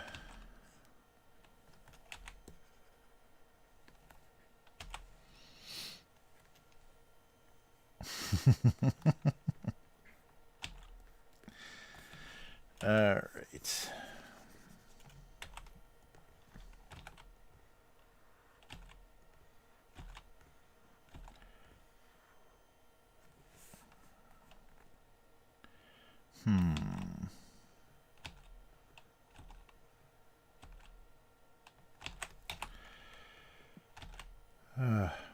But yeah. Yeah, I don't think I'm doing pet food. I don't think that's going to be a good. It's not going to be a rich, inspiring subject here.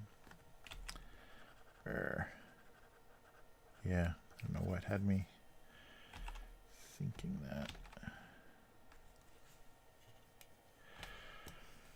Let's try something else. Yeah, just not much.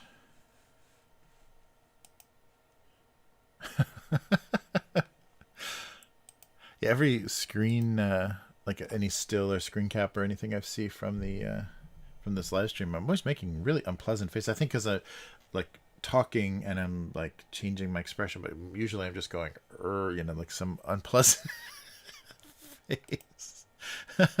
Thanksgiving. Oh yeah. I'm so out of the Thanksgiving loop. I haven't had turkey in a decade. Yeah, it's been so long. Yeah, I wish there was a good. Yeah, I have some funny like hand turkey and like decorations and things, jokes from years gone by. Yeah, the few times I've tried to have any kind of turkey here, I went to when I was at one of the shows in Tokyo, the Lowry's, I think. Lowry's had the restaurant had a Thanksgiving special because it was the fall show, and it was really dry and really messed up. So I just couldn't eat any of it. But yeah, that's weird. That's weird that you can't. There's no good way. People just don't understand how to cook turkey outside of North America. It's brutal. And one year early on, KFC, because KFC tries to do all the holiday things, they had a turkey, like a drumstick, like a turkey drumstick special around Christmas time. Oh, it was brutal. It was really, really bad. Like almost like turkey jerky. It was so dry. But yeah, that's bizarre. I don't know what it is. I think it's just, there's no understanding. It has to be like slow roasted. Like it just has to, like they do rotisserie chickens here at grocery stores sometimes. So that's the idea. You gotta cook it slow and not dehydrate the hell out of it. That's funny.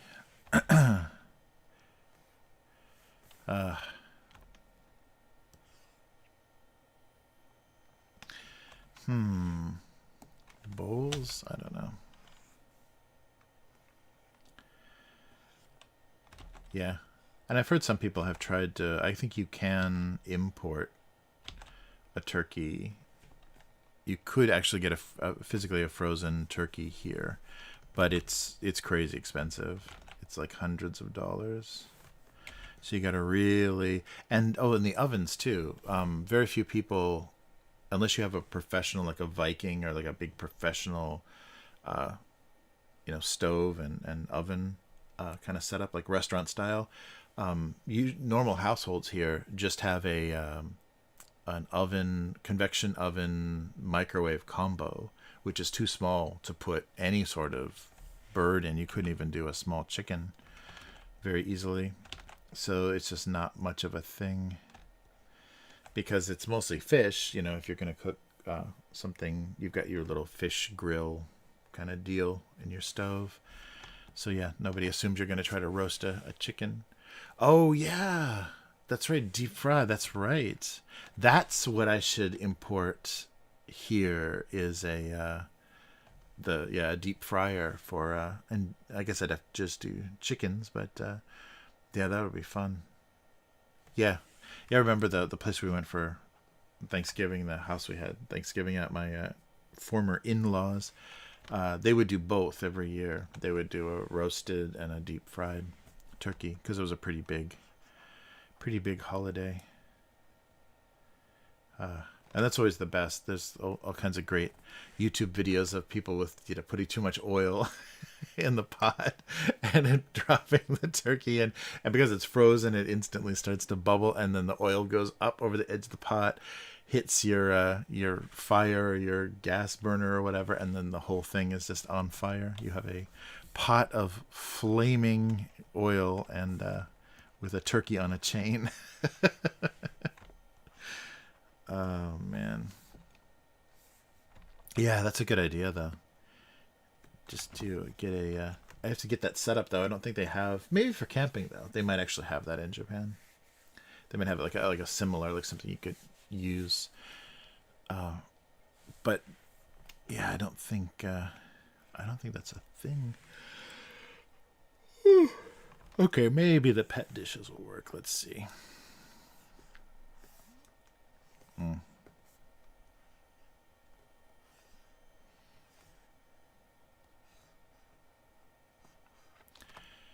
Okay. Now suddenly I'm warming up to the idea because I have so many bowls. So it can be a joke about pets with people names. I can put people names on all of the pet dishes.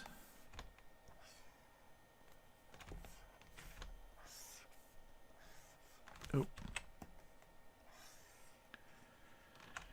I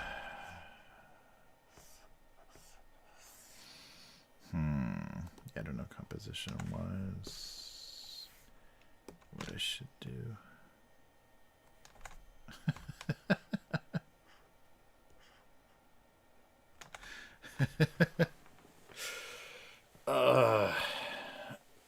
Something like that.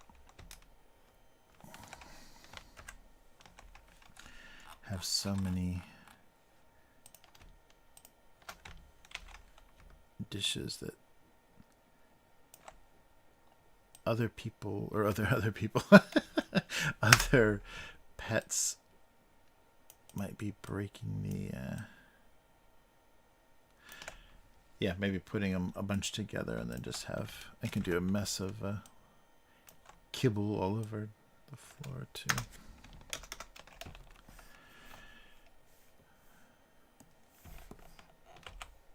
Oh wait, I never finished my complaining. The weird thing. So in Japan, the Disney Plus just went crazy, and I don't know if it did that in the U.S. too, but they put all their Fox content on Disney Plus. I'm already talking about this previous weeks. I can't remember, but under the Star, I think it's Stars, the Stars brand, they put all of the content, the 20th Century Fox content that they now own, that Disney now owns.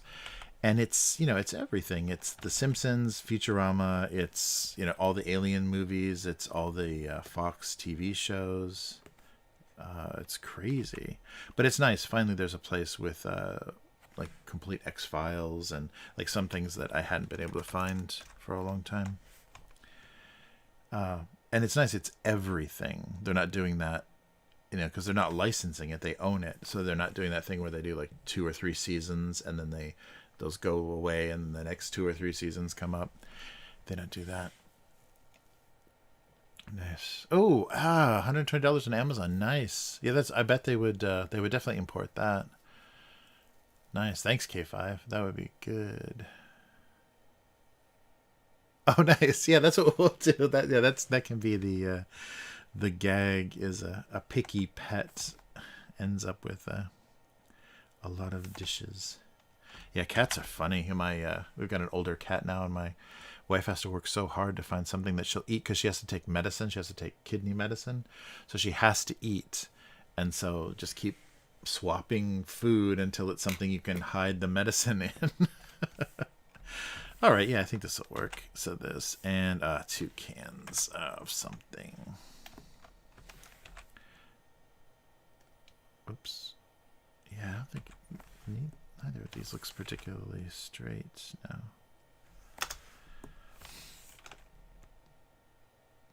Yeah, it's funny. Yeah, I think dogs have better sense than that, right?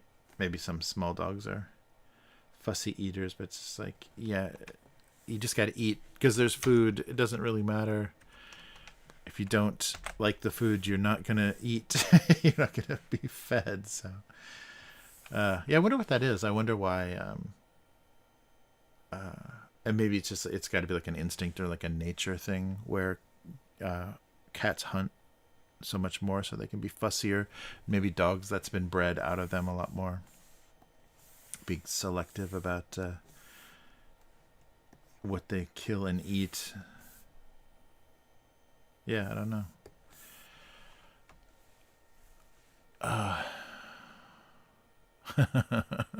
Yeah, that's funny. All right, so let's put some color on these. I guess I got to commit now to what this is about. What's all this then?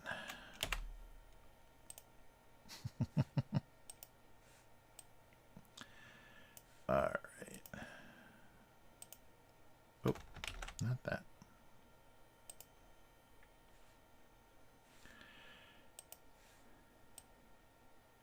Oh yeah, maybe like not knowing which one was diet. Oh yeah, that's a weird thing. That was so funny. The I guess it's a different sweetener, but you know, Diet Coke and Coke Zero. There's a Coke Zero because men wouldn't buy Diet Coke. Like men wanted to drink diet soda, but they wouldn't buy Diet Coke because that had become so associated with, you know, secretaries and women on their diets that men wouldn't buy it. I mean, this is all American men, but that's what I heard. That's why there is a Coke Zero, because men will not buy Diet Coke. Who are these men? All right.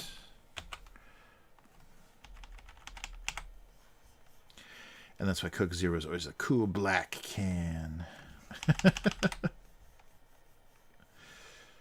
All right.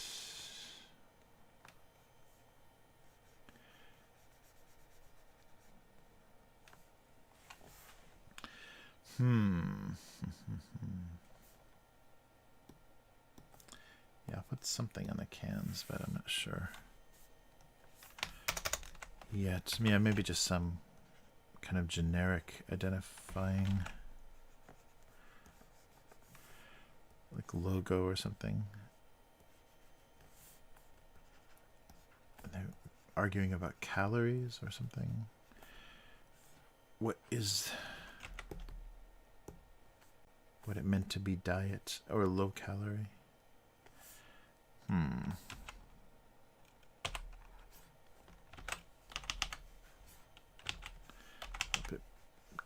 Oh, I think I'm stuck here.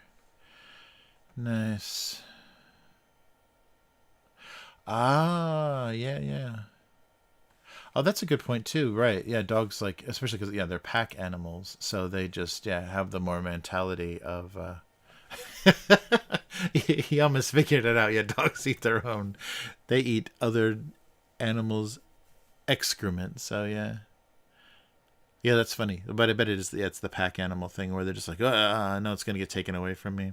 And cats like are more capable of, you know, running away and hiding with their food, like, you know, climbing a tree and eating it up at the top of a tree.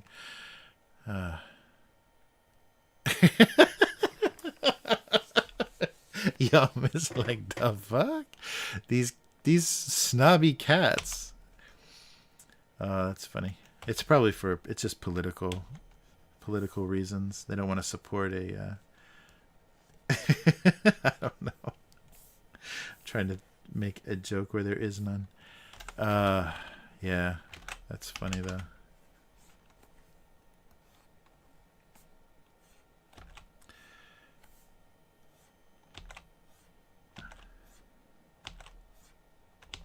Yeah, and there's some things, especially with Japanese cats, it's kind of funny. There's certain like seafood and things that they freak out over, you know, like catnip levels of like freaking out, where they're just like, oh my god, that's my favorite thing ever.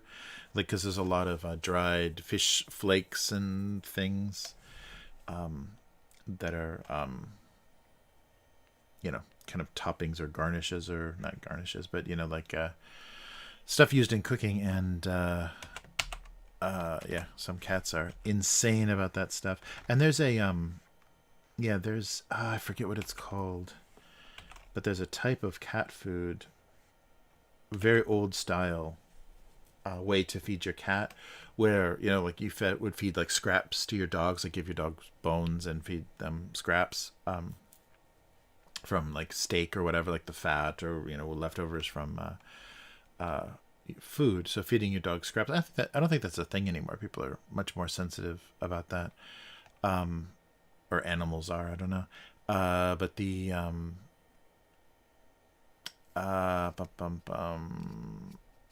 what am I talking about? So feeding your dog, and then oh yeah, in Japan, so there's this thing where it's like a preparation, like you take some of the fish flakes and stuff that you were using from cooking and mix it with like hot water, and so you make kind of a little gruel kind of soup, not soupy, but you soften it up. But you make this like little soft thing made from just stuff you're using for cooking, specifically for cats. And yeah, I thought that was funny that yeah, people have always had that like funny special treatment of cats. But it's got a funny name, and I wish I could remember it.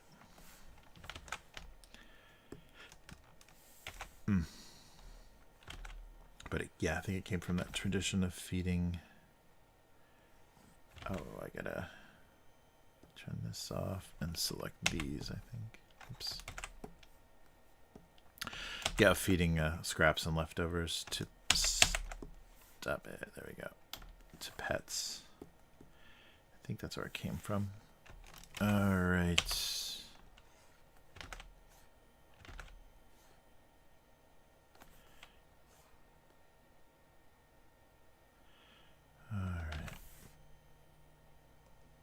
Suspiciously diet. All right.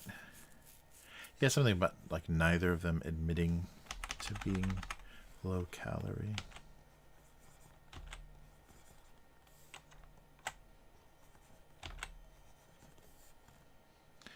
There we go. Look at those amazing logos.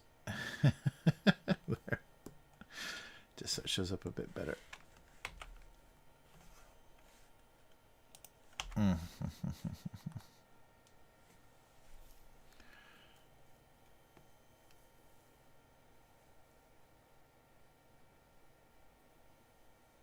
Oh, nice. Yeah, a non KFC famous bowl would be good. Oh wow, bread. That's really funny. Oh, that's interesting. Yeah, they love bread.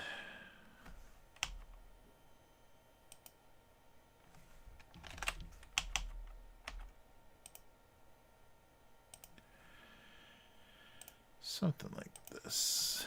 They're just looking at each other. All right. Neither admitted to being diet or low calorie or something. I don't know. Do some different colored dishes.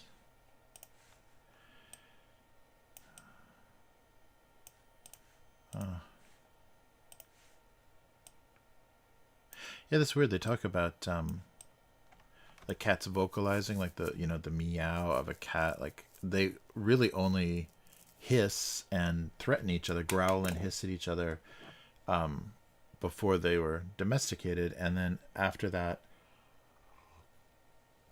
their vocalizing is just interacting with humans. Like it's only interacting with people that made cats make any sound except for growling and hissing. That was pretty crazy.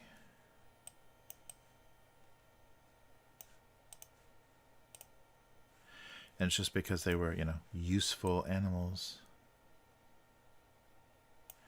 Oh, if you're gonna kill mice, I guess I'll let you hang around. I guess the same thing for dogs, but dogs got so much more crazy breeding going on, because I guess they became like fashion accessories. Cats don't put up with that as much, but yeah, dogs became and also I guess specializing them for hunting and things. I think a lot of the different terriers and things had they kind of specialized in things that were good at hunting or good at digging or whatever. Oh yeah, I need to do some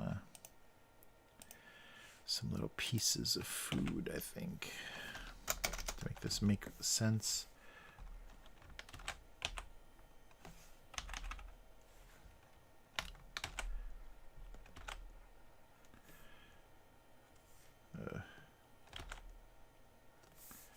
Maybe a little wet food blop.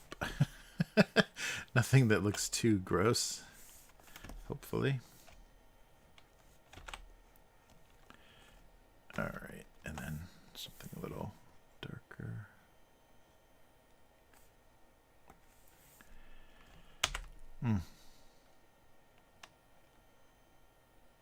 Yeah, that's true.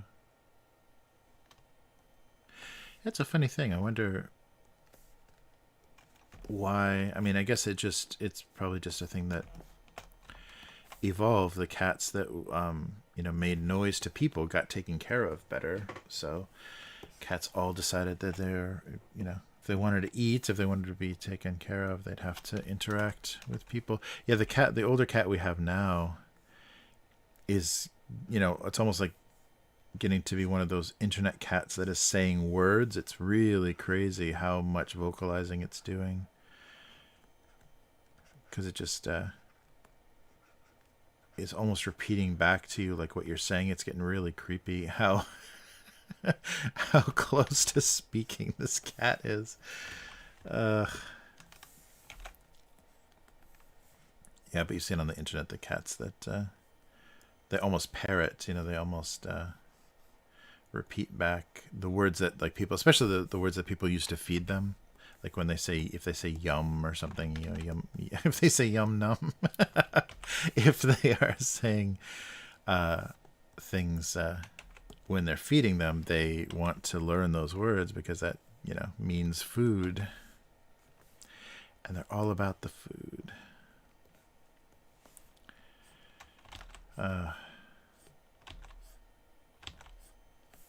Yeah, but there's some Japanese cats that I've seen on YouTube that basically say like yummy and things like that. It's crazy. They say it in Japanese now. All right.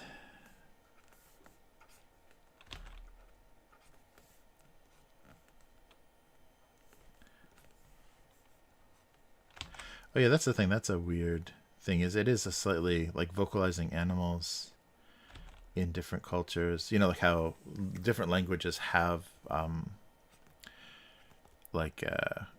meow and bow wow and whatever. That's only English. There's different versions of that in every language. What animals say, the sound they make, and but they do sound different as well. But I guess interacting with different language sounds, like it's either harsher or softer or whatever based on the language. Oh, I've got more stuff here, don't I? Yeah, based on the language that they're interacting with. But that's really funny. Like, I think I said the crows here sound very strange. When I first got here, hearing the caw of the crows, it sounded like someone doing a bad crow impression.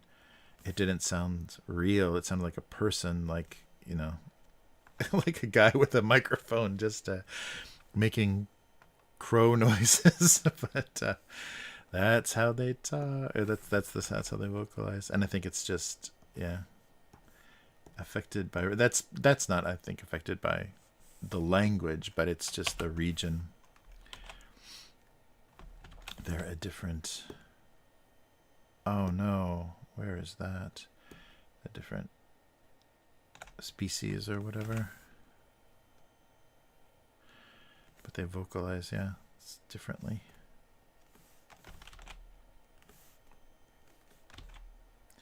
Yeah, but now it's been so long since I've heard the North American version, and that version is going to sound strange. All right, so we have many dishes for pets. Oh yeah. My my mother had a canary, I think, that would make the sound of the running tap, like it would kind of whistle in the same key as the running water. So it was near the kitchen, like it was kind of like one of those houses that's a great room and a kitchen off of there, and the bird was there, and yeah, every time she turned the water on, it would talk to the water. And it was like in the perfect key of whatever whatever sound the tap was making. All right, there we go. Pet food. Oh no. YouTube.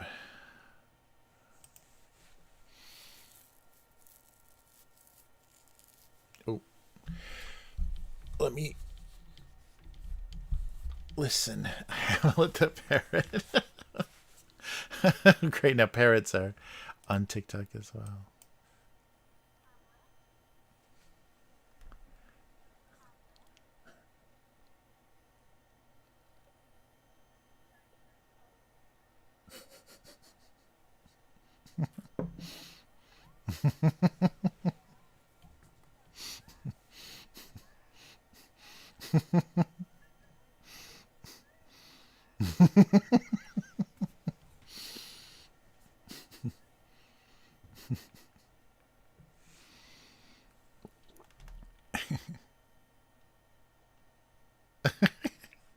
That bird's got comic timing. That's really bizarre. Oh man. Yeah, it's almost like it's like playing to the camera and stuff. That's really funny. Wow. Crazy.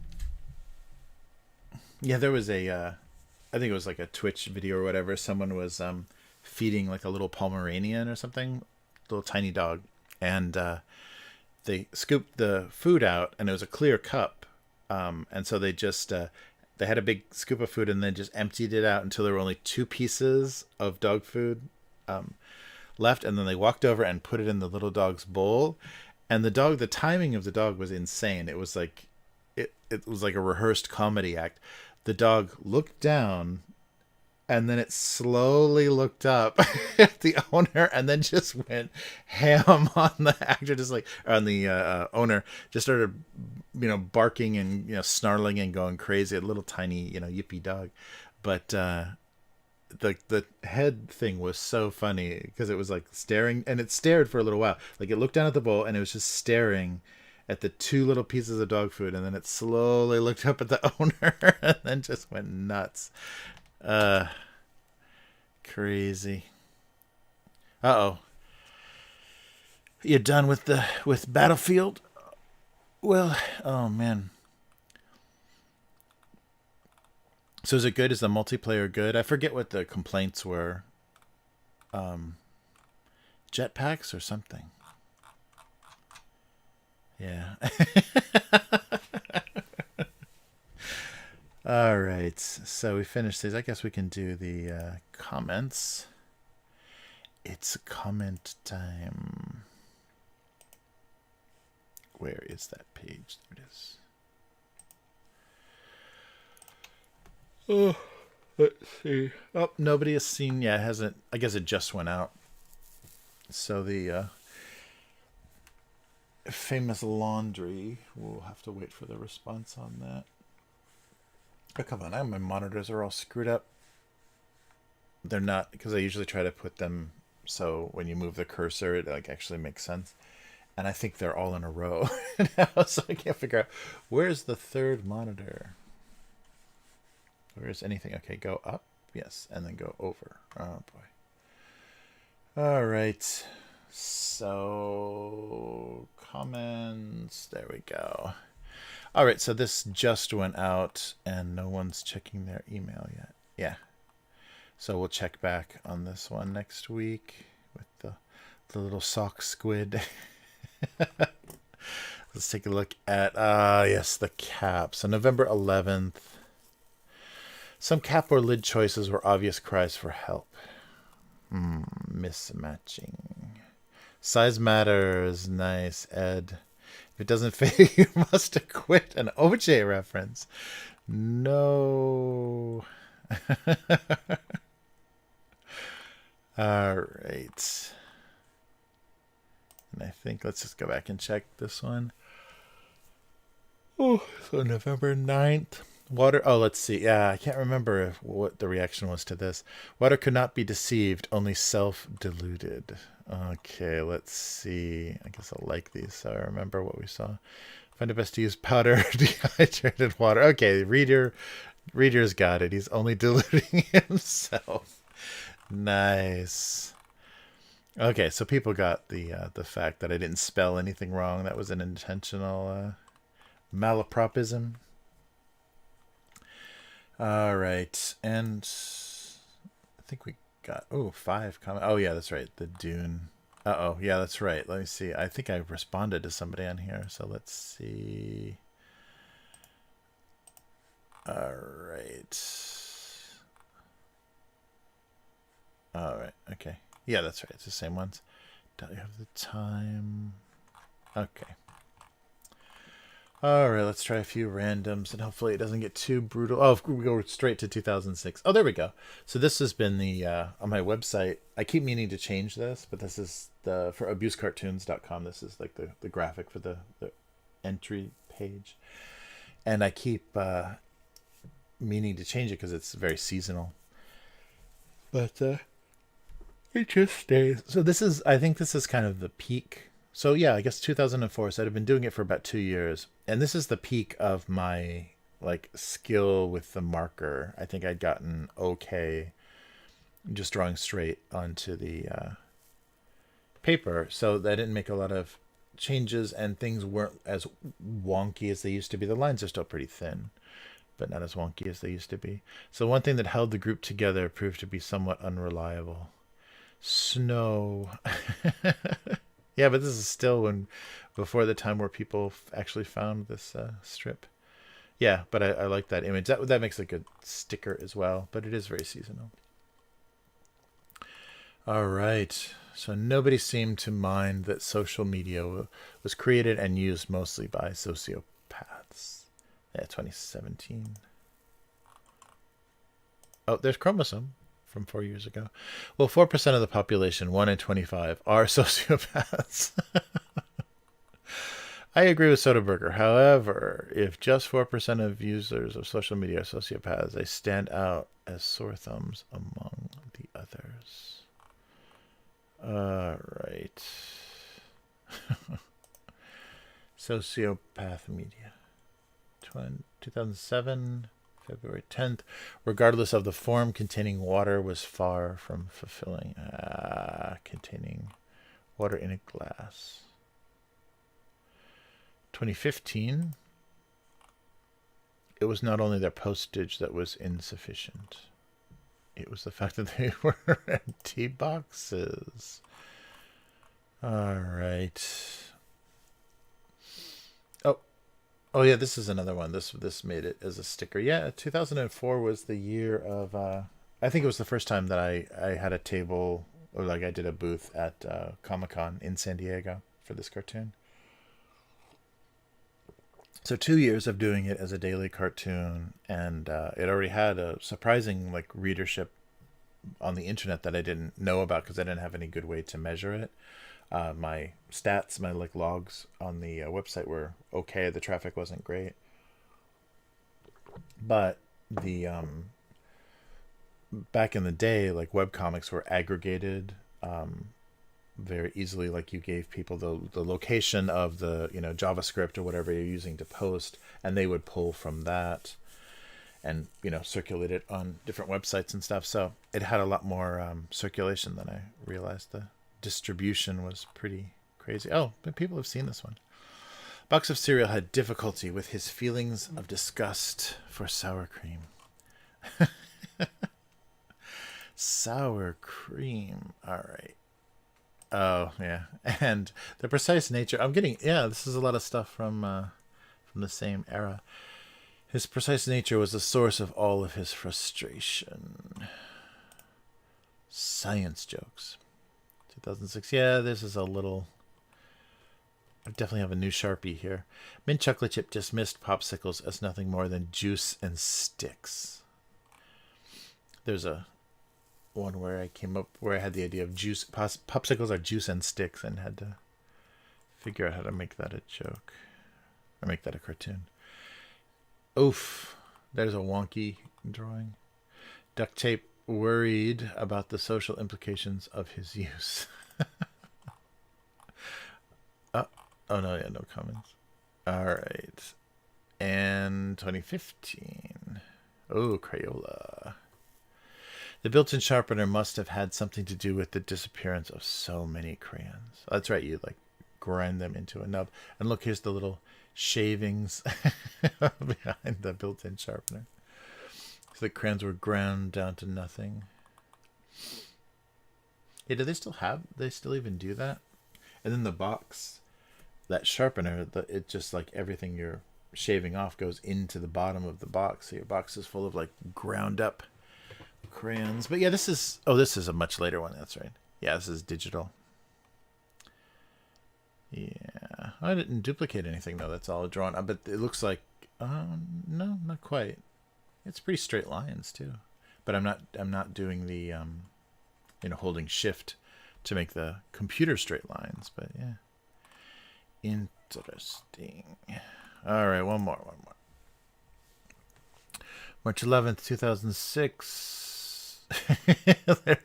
there's a low effort cartoon back in the daily days.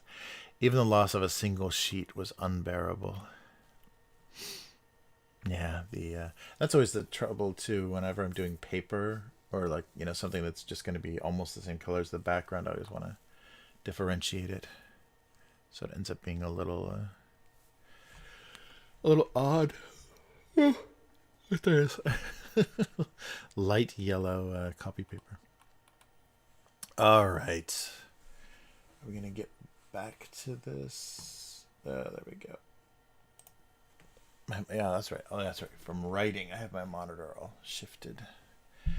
That's what's wrong with this whole setup.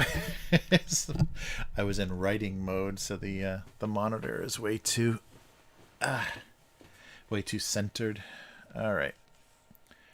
So where's the chat? There we go. Before, are we getting notifications liking their years old comics? Probably, yeah. If they're premium accounts, I'm sure they do get notified that someone liked something. And most of them are still on that site. I'm really surprised. There is still those accounts are still active. Look, if you click on the names, they still exist. Who knows if they're getting it? But yeah. A cup of coffee or something. Yes, there's some sort of jinx involved in that. Yeah, I think they do get some sort of notification. That the system that they built, so the original Go Comics website was just very low tech, and they just were testing ads, seeing what kind of ad revenue they could get, and developing the network. But then they did the membership, and the whole system was improved so much, like you could flag spam comments and abusive comments and stuff really easily. And then of course the people that were paying for access and kind of like just different delivery methods for the cartoons, they did a little bit of their own kind of modding and policing. So it changed a lot, because early on, the atmosphere, there was just a lot of really nutty comments and crazy stuff. A lot of grammar Nazis and stuff. I remember the early days. It was just, it was brutal.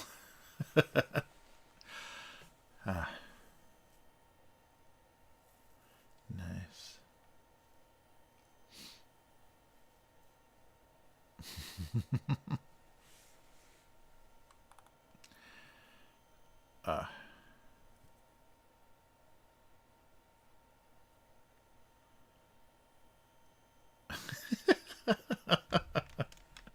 Yeah, right.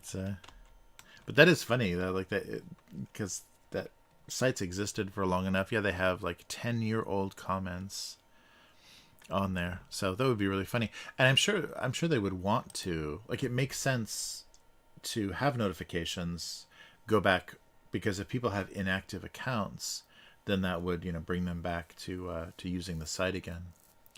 So I wouldn't be surprised. Yeah, I can ask the my contact there, just out of curiosity, if that's what happens. See what she says. Oh, all right. The hardest part of the week is trying to say something that's funny and not stupid. All right. Yeah, I gotta figure out my glare situation. I think I will move the big tablet or the big Cintiq here sometime and see what how that changes my setup. Yeah, that's true. Yeah, K5. Yeah, that would be very nice. And to know that like, weird parasocial relationship has existed for so long, that you've been reading this person's cartoons and they're still like, randomly going back. So that just proves that, like, when I was first on the website, I did not look at anything. I didn't interact at all. That's funny. All right. So this can thing is something about calories, like arguing. I don't know. Calorie count or whatever. Like who was diet or who was alcoholic. Oh yeah, maybe, yeah.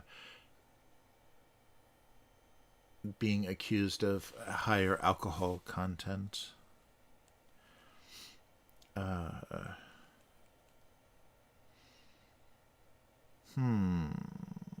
But they don't look like necessarily like beer. One looks like a Coke.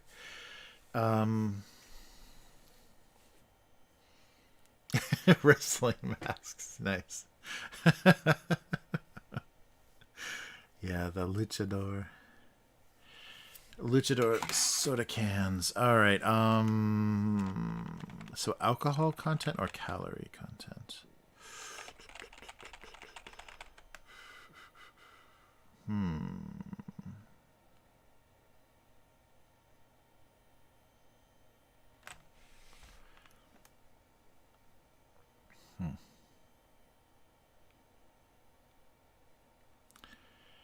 Yeah, I don't know what would be more fun.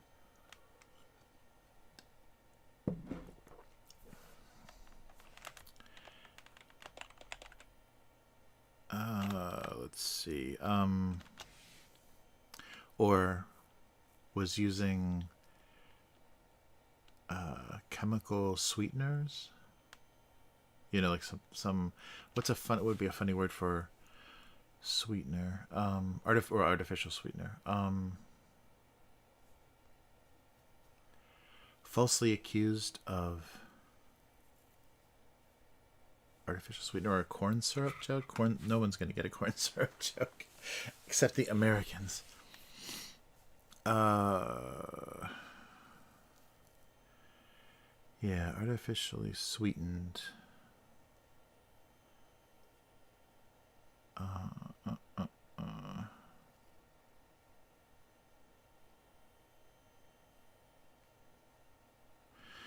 No amount of artificial sweetener.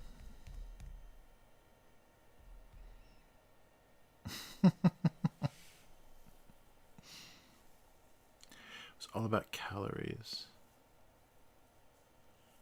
Yeah, something about a or Cola Wars. That's old stuff. Yeah, that's so funny. There's somebody did a video about the new Coke, like the weird business decision of new Coke, and like the execs at Coke actually thought they lost all confidence in the product, and because Pepsi was like, getting closer in sales, they didn't attribute it to marketing or distribution or anything. They just said, "Oh, our product must suck, so we have to change it." That's so bizarre. Like to have something that had already had more than 80 years of history, and like, oh, no, let's just change it because obviously it sucks because the competition is gaining on us. Yeah. All right. Fake sugar or accused.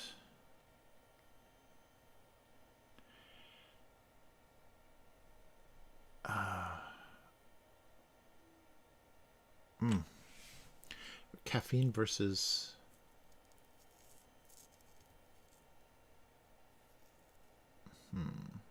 caffeinated versus sweetened. Yeah, very, very odd. But the it was an accidental success though, like an accidental business success because and some people claim or some people, speculate, oh, maybe they knew that all along. They didn't. They're idiots. The executives are complete idiots. But no, it's a genius business move because what happened, like what is it? TLDR version is they released the new Coke. They got rid of the old formula. They only had new on the shelves. People hated it, demanded the new Coke comes back, and then suddenly the sales just destroy Pepsi. Like Pepsi became a distant second after they brought back Coca-Cola Classic. And I remember for a while both of them were on the shelves at the same time. And if somebody had new Coke, like if you went somewhere and somebody had new Coke instead of Classic, it was like, ugh, I don't want to drink that weird, because the flavor was oddly between Coca-Cola and Pepsi. It was like somewhere in between. But I remember that they were both on the shelves for a short amount of time, and then it just went away. So it was weird to not have that Classic Coke, which I think has reverted back to just Coke. But for the longest time, it was Classic and then nothing else. It was Classic and Diet. So there wasn't, I don't know what exactly it was a classic version of, because there was no other alternative after New Coke left. But it was an accidental, huge benefit to Coca-Cola sales. So their market position was actually solidified by making that weird mistake, but it's just because they were stupid enough to take it away from customers and have them demand it back. And so it was like I meant to do that kind of move. Yeah, very weird. Yeah, right. Yeah, right. Oh, that's right. Hiding the dislike button. Yeah, we talked about that on the tabletop stream, because I always, whenever I do a solo podcast, I always get dislikes, and whenever Chris is there, we never get dislikes. So who's the dislikable one, I wonder? Or just me alone is incredibly dislikable. So what do you guys, I can't believe this live stream doesn't get pounded with dislikes. That's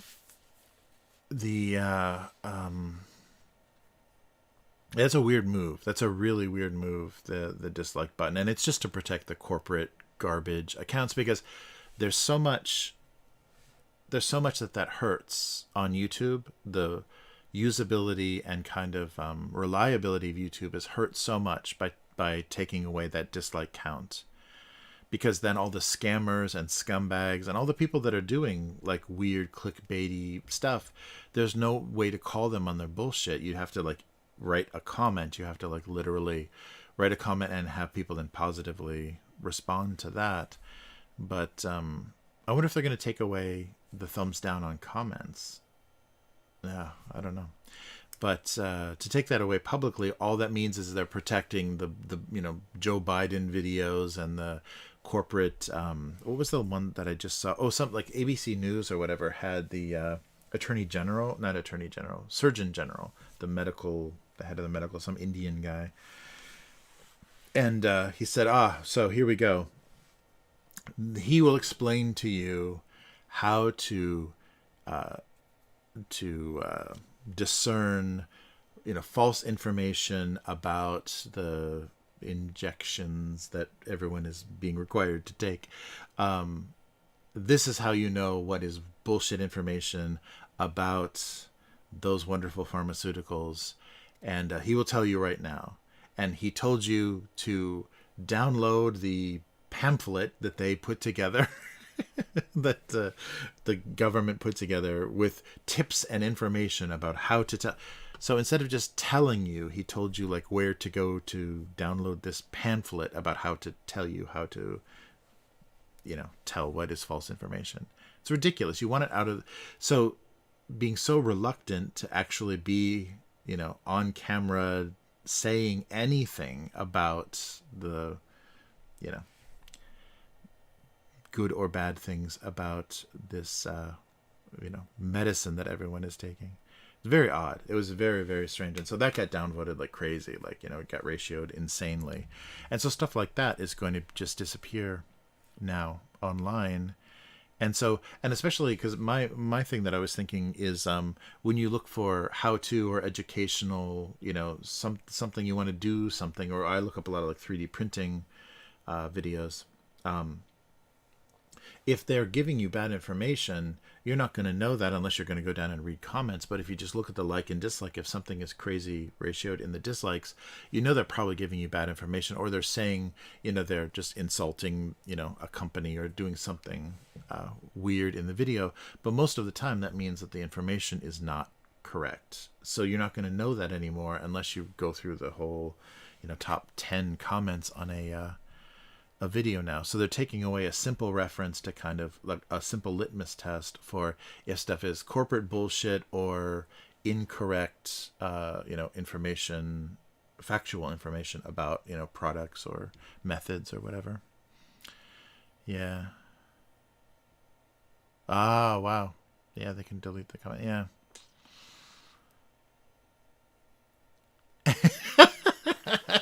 Yes, that's right. That's what it is. Ah, I knew it. Chris goes back to work and then clicks dislike as a fuck you every time on that live stream. That would be the most awesome, like passive aggressive thing ever. If that was true, that would make me laugh so much. I would love Chris even more for having that weird thing. It's like, yeah, fuck you. Like, because maybe on camera, like, we're cordial and having a reasonable discussion, but maybe I said something that pisses Chris off, goes back to work, dislike, you motherfucker. That would be so funny. Yeah, very odd. Yeah, it's anonymous dislikes, so I don't. Yeah, it's very odd. And all of this, like they're talking about that in many situations, like the review bombing of like Rotten Tomatoes or Steam or whatever. It's the only voice that users have, the only way to express, and even if it's not warranted or it's very misguided anger about something because whatever, they covered up the cleavage of your favorite, Tekken character or whatever. I don't know. But, even if it's like really misguided protest, it should be allowed because you just have to let it, let that stuff, the internet should be somewhat, the wild, so that you can actually get a true sense of something. And that's why, like, things like trolls are so important in this like mass information culture, because they're the only ones that are constantly going to be calling bullshit and keeping people honest about the weird stuff, like the real clickbaity and weird way that you can present information just because you're trying to make money from it. Trolls are the only people that can really call you on that and keep people aware that, yeah, you can't trust everybody, and you always have to be saying you're a liar, you're a whatever, scammer. I can't think what was the word. You're a grifter or whatever. You're trying to what you're doing is just trying to make money. You have to have people calling that out all the time. So if you take away the simpler methods to do that, yeah, it's not going to work as well. That but it's just trying to control the message and making, I think the ultimate thing that we're all, feeling this horrible slide towards in all platforms, Facebook and YouTube and Twitter and whatever, is this slide into making things as corporately friendly as possible, because those are the big customers. They have the deep pockets. They'll fund things. They'll make things happen for you. They have political connections and, they'll pay for advertising, they'll pay for visibility, they'll pay for boosting your posts. I can't believe how often Facebook asks you to boost a post. What is they gated their that's so insane. That the Facebook model is so insane. But yeah, so it's just a way to make it, as friendly as possible for garbage, propaganda, corporate propaganda, and political and government propaganda. It just makes it so there's no pushback at all. It just exists there, and you just have to accept it as, the word of God. Yeah, it's so bizarre. I really, but I mean, people always though find a way. So maybe it'll end up being that, there'll be some browser extension or some website or something that will, act as a companion or will sit on top of something that'll let you still be able to do that. There's got to be some way around it. And people always do find a way where you can, kind of still have a way to fact check or double, be aware of nonsense. Anyhow, decaffeinated, whatever. Yeah, right. Please give me a dislike button. I want to dislike something. It's funny though on YouTube, like I think the psychology or whatever, because it's so funny, the really popular, like something gets millions of views and it has tens of thousands of likes, and there's always like 150 people that are like, fuck you. So I always wonder, it'd be so funny if you could just do, like, they would have just randomly, they would figure out these situations where it's like, why would you dislike this video? And actually when you click dislike, it asks you, please, for your dislike to count, just anonymously tell us why you're disliking this video. The reasons would be hysterical. It would just be like his nose pisses me off, or I can't believe he pronounced Pittsburgh like that. There's got to be so many funny things that trigger people that people are sensitive to. So that would be the most entertaining thing, is the list of dislike reasons for, like, really inoffensive videos that are just trying to be funny or just trying to tell you something. All right. So the simple pair of socks, or something about, starting another cola war.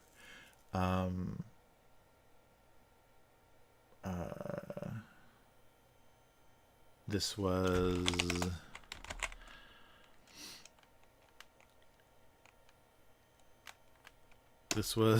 the way all cola wars. Is it? I guess you capitalize both. Started.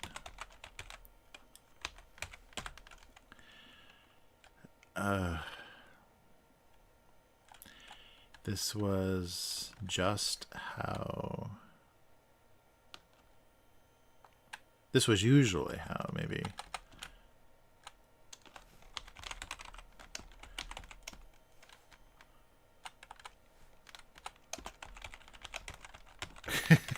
Started. There we go. Short and stupid. I mean, short and sweet. This was usually how all cola wars were started. There's something better. This was usually how.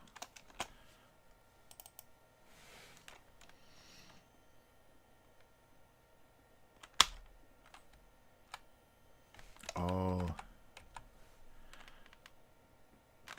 Yeah, so the simple, small. He jumped the car. Dislike. Yeah. Let's try to visible. It's my eyes. Yeah, that would be so much fun. Because you'd really see, like, the people's weird sensitivities or their obsessions. Yeah. Yeah, and I think, like we were saying on the weekly podcast, you see that on Twitter a lot. People, like, so dramatically say, unfollow. I'm leaving. Here we go. I'm going to unfollow you after I post, after I post this reply to your tweet. I am now going to, ladies and gentlemen, I'm unfollowing. And so they need that dramatic exit. So, maybe for like YouTube viewers, that's as close as they can get, is I'm going to dislike the hell out of this. And then I'm going to, unsubscribe or whatever.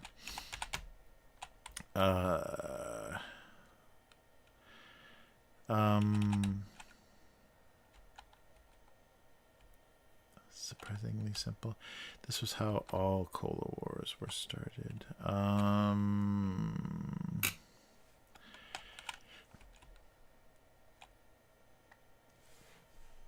Yeah, something simple. I've been writing. It's my writing head's been screwed up because I was doing the stories, and with the Nmity Stories, I'm always trying to strip out. I want to make them as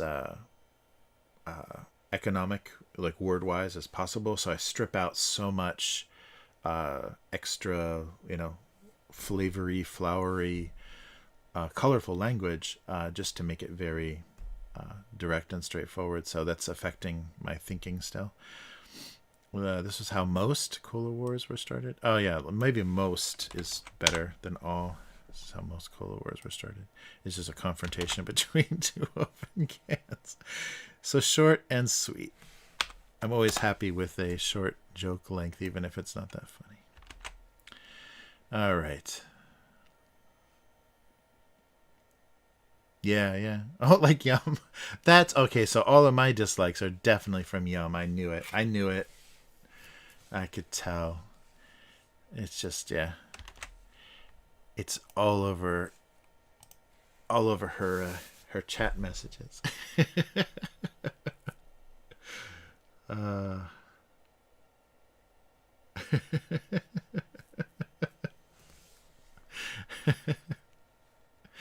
Yeah, it's funny. And it's just like like when they have scoring, like some scoring methods where you have a number of judges or whatever, they'll eliminate the lowest score and the highest score because that gives you a more accurate curve of measurement. And so that's the thing online too. There's going to be people that love you just unconditionally just because there's something they relate to, and there's going to be people that hate you unconditionally just because something sets them off. You have my stepdad's ears or whatever.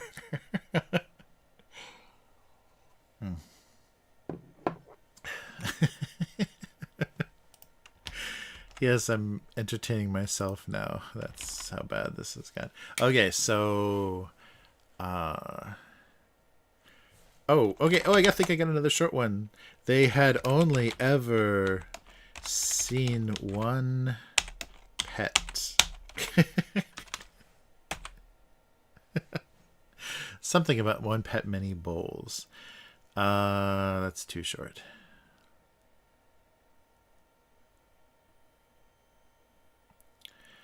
The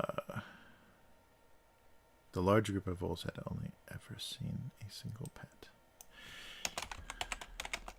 Group of bowls? Dishes? Yeah, they're all bowls, I guess. Had only ever seen one pet. Seen a single pet. The large group of bowls had only ever seen a single... Maybe a single... what's the good word? A single...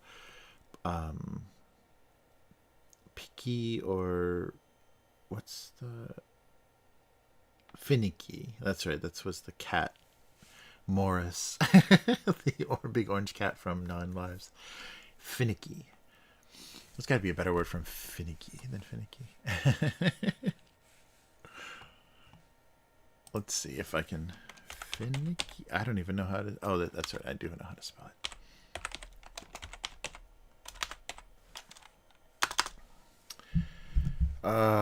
Let's see here. Sorry. Fussy, fastidious, punctilious, over particular. Now that is just a funny word, a funny hyphenated word, and it's over particular. I'm not fussy. I'm not choosy. I'm over particular.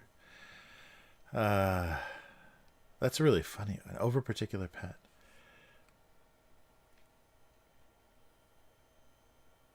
Had only ever seen. Maybe I don't need the large group of bulls. You can kind of understand that from the visual. The bulls had only ever seen a single over particular pet. That is the best. I'm gonna use that, I think, because it's just that phrase itself is funnier than anything else. The bulls had only ever seen a single over. It's not very. The rhythm of it though is kind of clumsy. It's not. It doesn't have a nice rhythm to it. Over particular is so funny though. That's a really dumb way to say that. Persnickety, choosy, picky.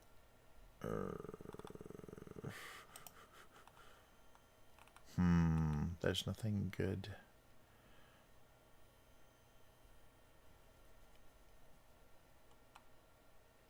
Choosy is not, yeah.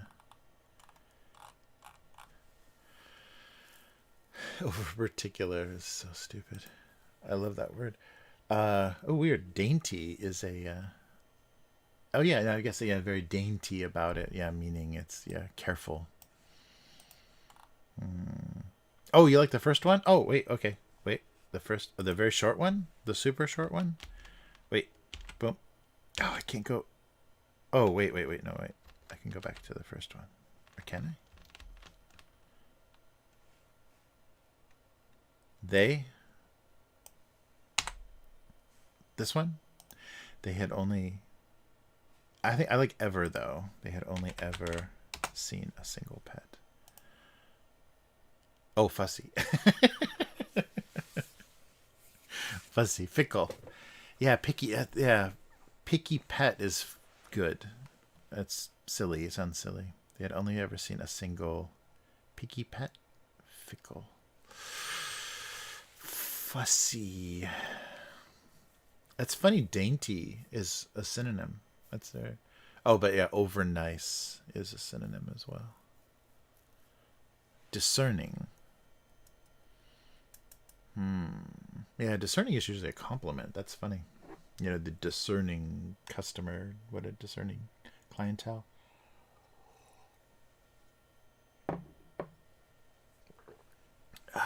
Hard to please.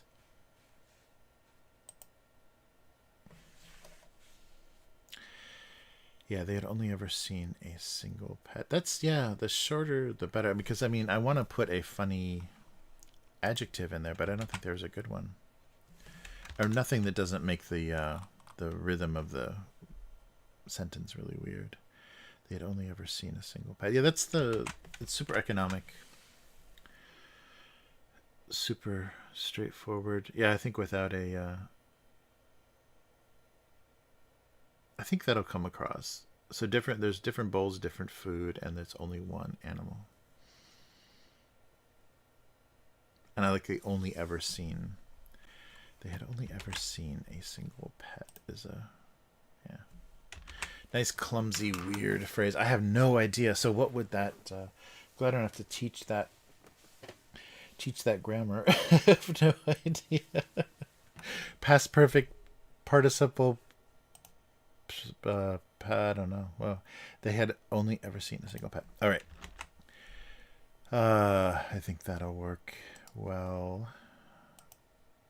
And very simple spelling.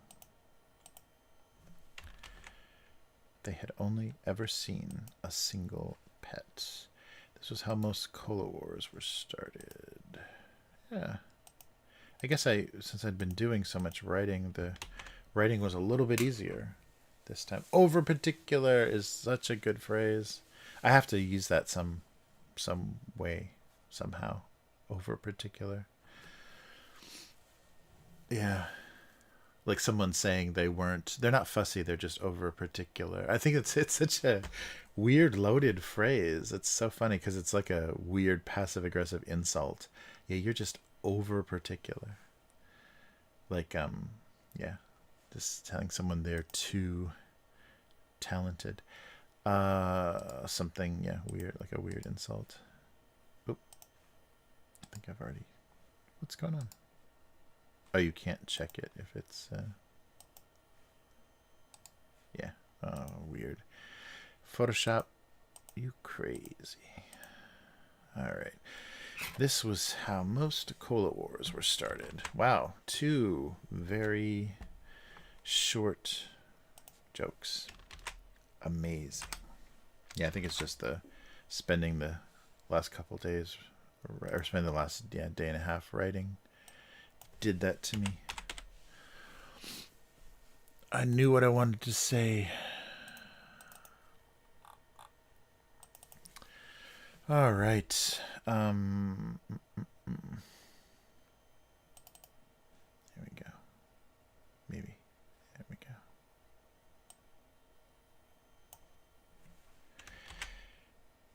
Yes, so Unknown Girl, I promise tonight, yeah, I will upload both the audio and the, it's still just audio, but the YouTube and the podcast version of that last story, as I'm curious about, it gets pretty dark, and I'm just curious about how dark it is. Oh, okay, if we're going to get personal. If we're going to get personal, the over particular, okay, I'm changing the name of this this live stream. It's the over particular over particular cartoons. That's the worst. You don't have to get personal, yeah. It hurts. It just hurts. I'm just trying to say something funny. I'm not over particular. I am over particular. That's the problem. All right. They had only ever seen a single pet.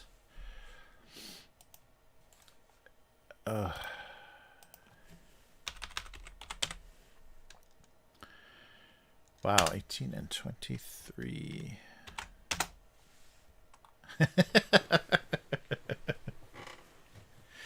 Oh no, I didn't get. Do you know how he was going to send it? Because I didn't check. The only thing I haven't checked recently is Reddit. My account that I posted on the Hyphonics subreddit. I haven't checked that, but I've checked everything else. Let me see if I can even log into that. No. Ah, what the hell?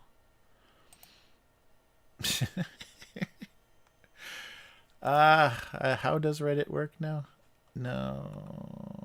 Let's see. So, oh, how am I going to even figure that out? I think I have an Abuse Cartoons Reddit account. I must, right? Or is it just the weird personal one? I don't know.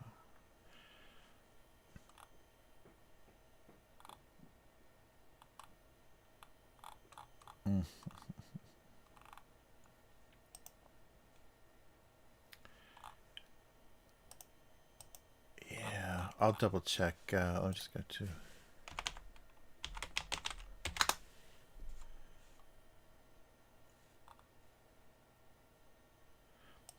Yeah, I don't see anything. Yeah, because there's messages. Nothing. I've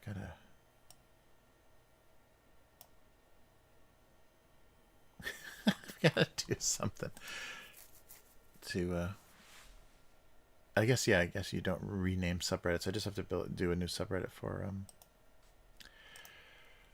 the other cast.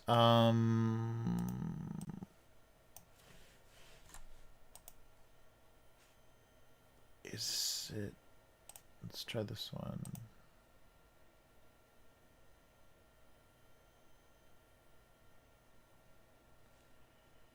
No. Oh yeah, no.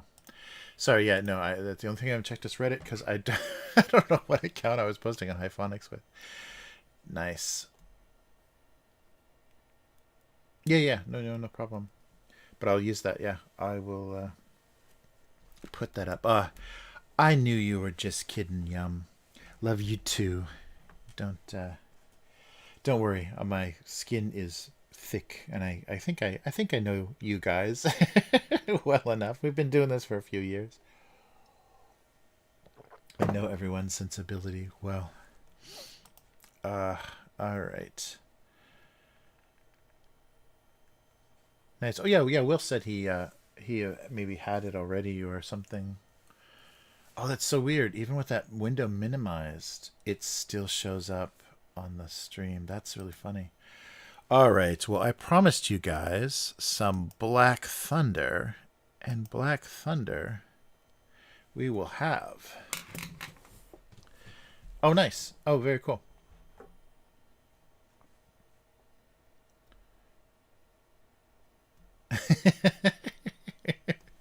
Get digging.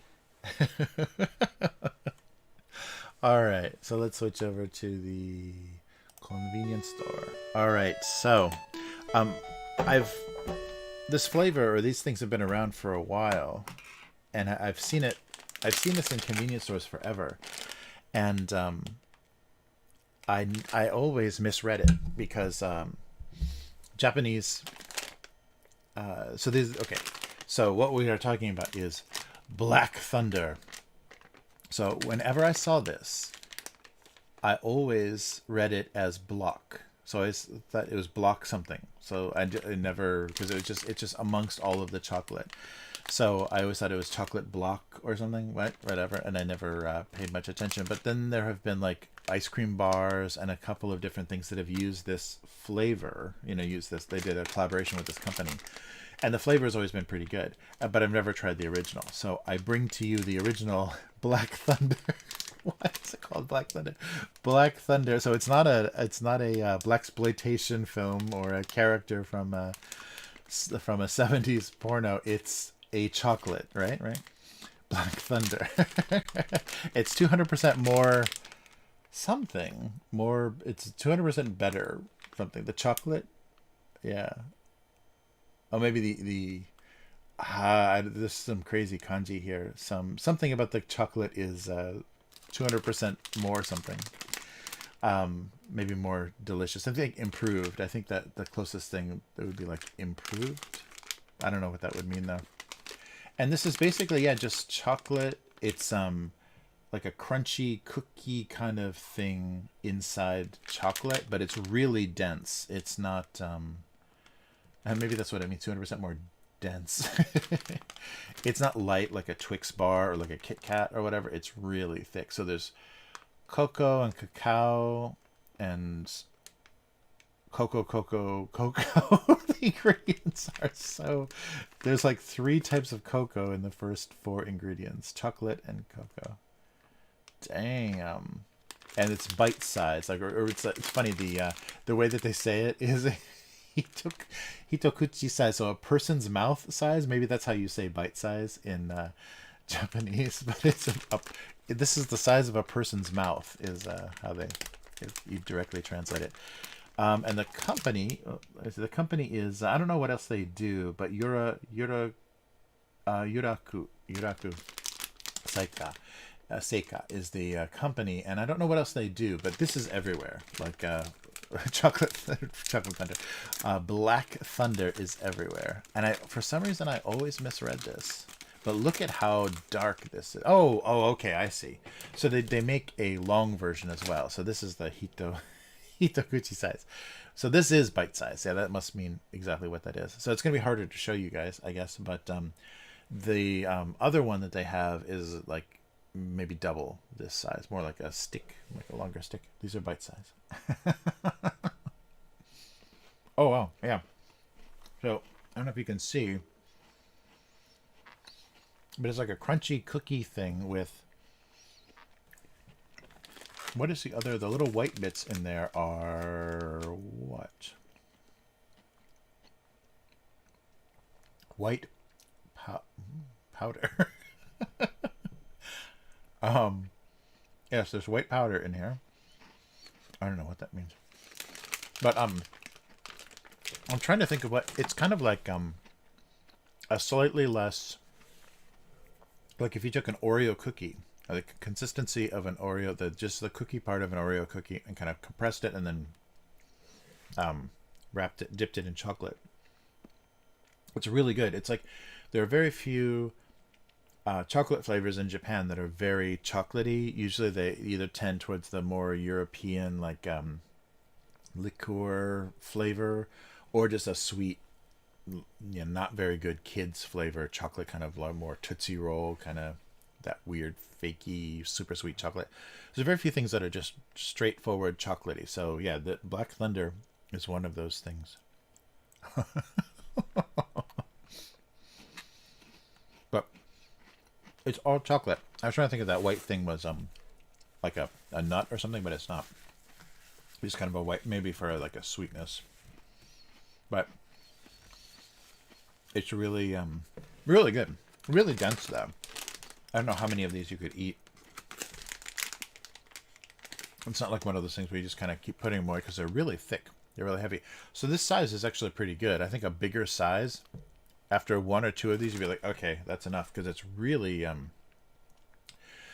it's more like, so like an Oreo cookie, but if they crumbled it up, if they crushed it, like they do when they put it, like cookies and cream ice cream and whatever, if they crushed it up and then pressed it into a block and then covered it in chocolate, that's what the consistency is like. Yeah, it's really good. So I've had some Black Thunder flavored things, and every time I see this, I always read that as block, but it's burak. Because there's very little differentiation in Japanese between a and a. Any short sounds of vowels, they don't differentiate very well. But this is really good. I'm glad I have some coffee. This is really good with coffee. Wow. Oh. Oh, you guys are finding the clip. Oh, man. Yeah. So I would highly recommend. So these are everywhere. Every grocery store and convenience store and whatever, you can get Black Thunder. So if you like chocolate and you like 200% more chocolate something, I would definitely recommend these. It's really good.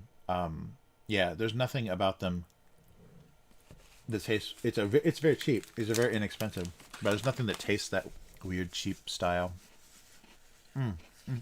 Yeah,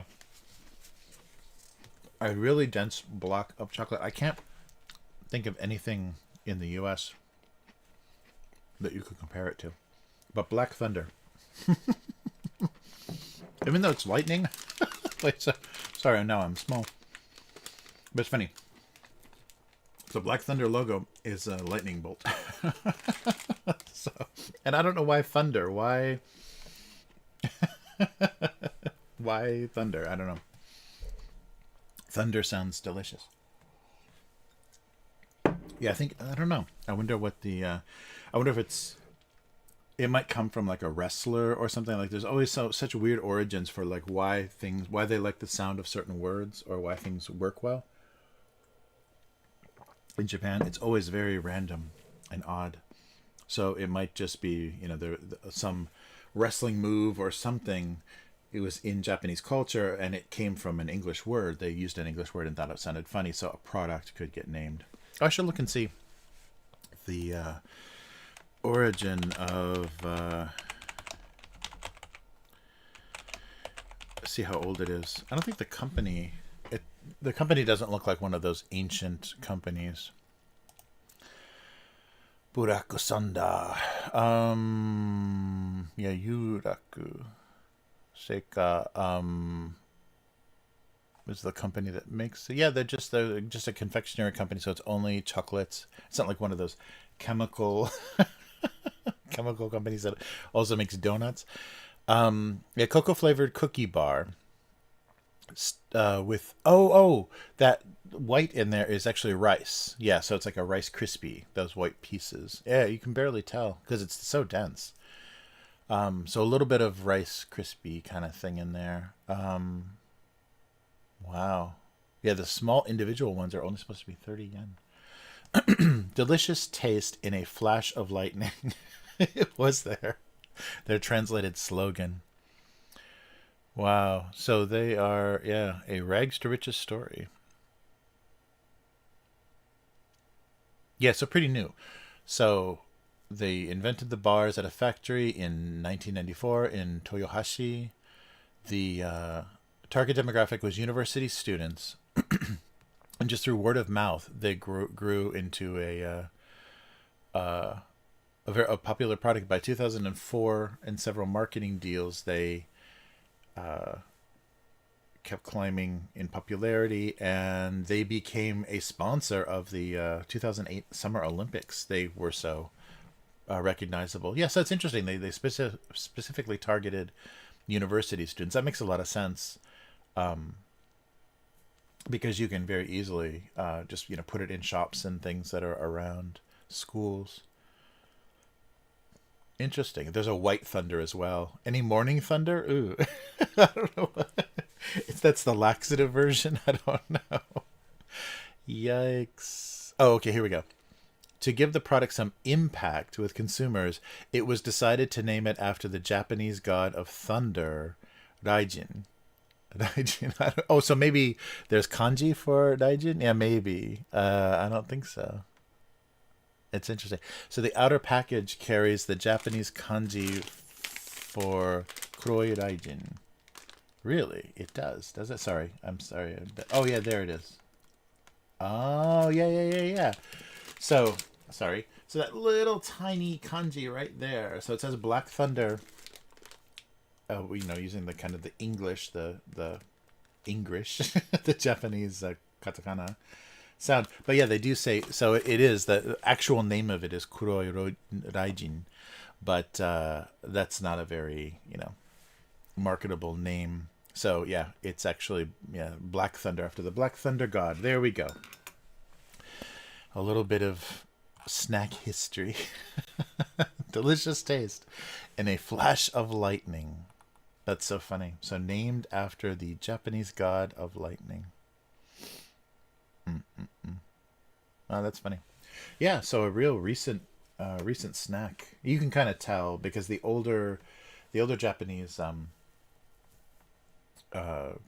chocolate companies and confectionery companies have they keep their old original logo, so they have very like 1950s 1940s looking logos, so it's very funny. Morning thunder, yeah, it sounds terrible. Yeah, and I bet it is. There's something suspicious about morning thunder. Actually, I think there's a tea. There's like an herbal tea. I remember from the 70s, or like yeah, I remember like weird teas from the 70s and stuff. I think there's a tea called Morning Thunder that is a laxative tea. So if you can't drink coffee, you don't want to drink coffee in the morning, you can have the same laxative effect, or I guess it's not laxative, but the same effect as coffee stimulation you can have with tea. Yeah, I think there's a Morning Thunder tea, so I wonder if it's the same thing. Nice.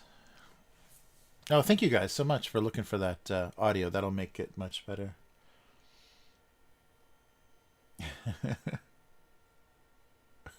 Big W and big L. Nice. Thunder from yeah, that's K5. That's what I was thinking originally when it was thunder, because it's so dense and crunchy. That's what I thought. It's like a cookie bar, so it's like the roar, or the thunderous crunch. But yeah, it's because they named it after the god of thunder. That's so funny. So I guess that's Thor, right? That's the Japanese Thor is Raijin.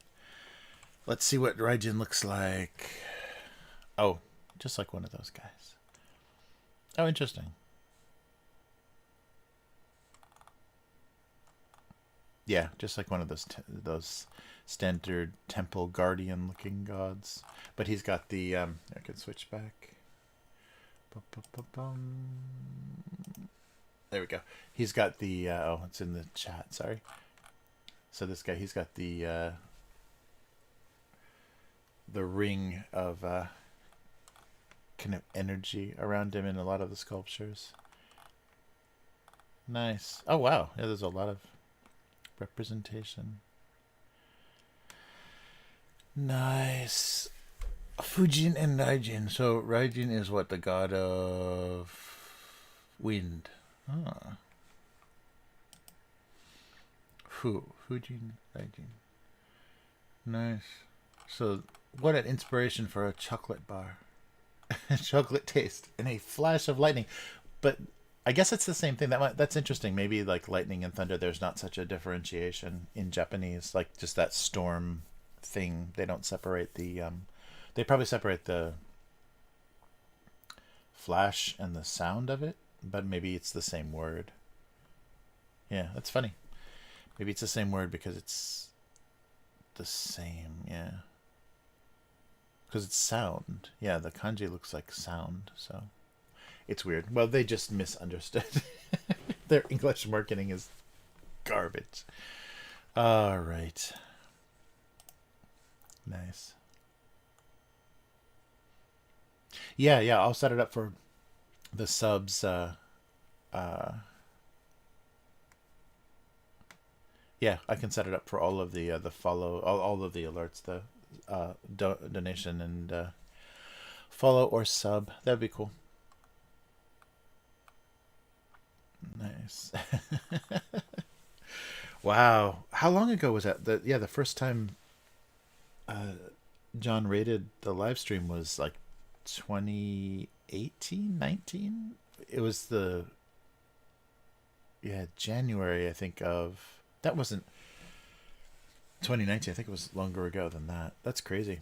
I can go back in the live stream. Well, I can probably just tell from the views on my on the videos. Bum, bum, bum. Yeah, because they were nothing for the longest time.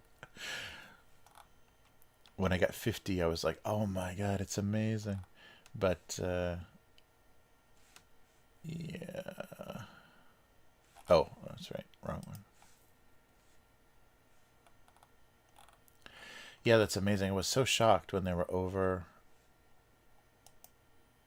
100 views. I was like, what's happening? So that would have been, this is just morbid curiosity. I'm probably not helping.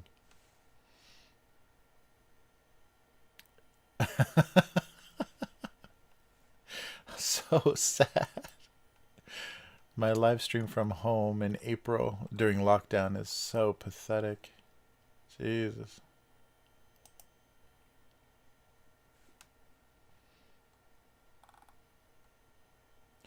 Yeah, so it's right around.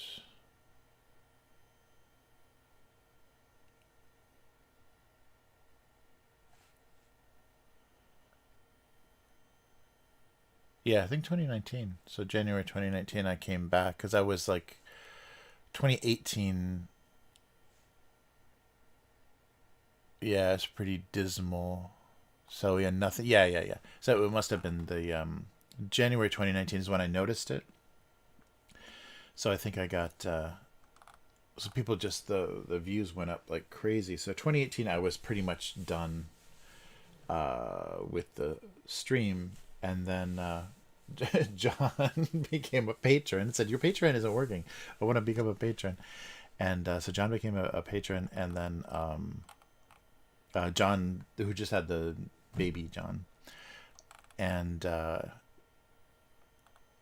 then I got back on like the second week or whatever of January, and yeah, and Hyphonics was there, and that was the first time I got rated. That was crazy because I was like not going to. I forget what made me. Oh, I think I came back because I saw the views. I was like, I wonder what was going on, so I went back to the live stream again. But yeah, I was done. That's so amazing because I have done it for. It won't let me go. It won't let me go further. I done the live stream Don't go back to those first live streams. That was so bad. From 2017. Ooh, yeah, I didn't even do it. Yeah. So September 2017 was the not the very first ones. This is already looking better. Maybe I deleted those. That's very funny. But yeah, I've almost done 200 live streams. Wow. 197. Oh, maybe they're not in the live content anymore. That's right. The older ones are probably in upload now. Yeah, yeah, yeah. Yeah, so the early ones, yeah. So I started in like September or whatever of 2017 and did it for more than a year just talking to myself and blah blah blah. And then yeah, then John found Hyphonics rated and I was like, "Oh, I guess I should keep doing this." That was so weird. Oh, thanks. Yeah, thanks. Yeah, that's right. That was a really weird. That's right. Yeah, because that was when I was sure I something happened. Yeah, it was pre-COVID. That's right, because it was 2019. It was pre-COVID. That's why I didn't stream the beginning of January because I was super out of it. Wow. Yeah, so it was the 2019 January, I think was the first raid. Sorry, I totally was just looking at the date and I missed it now.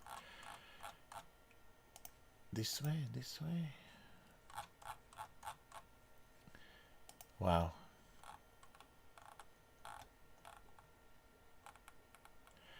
Yeah, it looks like one more page.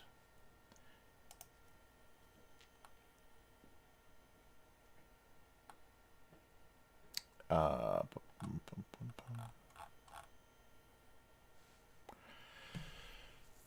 Yeah, holiday live stream. Yeah, first live stream. So no, that's not it yet though. Yeah, I think maybe January 14th, 2019. I don't know. That was the first like jump. I think though. Mm, yeah, I can't tell from these stats, but yeah, that's that. I got really sick that holiday and everything. It was really weird, but I was ready to ready to give it all up. Oh man, yeah. Well, thanks. I'm glad to have you guys. It's really fun. I mean, it makes it so much more rewarding to actually be interacting, because some people looked at the stream, but I was just basically like talking, like just monologuing the whole time about whatever, and so it's very nice to have reaction and interaction because you start to get a little goofy. Oh, K5, sorry. Yeah, take care, K5. Get some sleep. Good night. Keeping you up late. I appreciate you, being on the stream. I know I'm streaming a little later. Yeah, it's like after 6, a little later than usual. But yeah, it was so good to see you.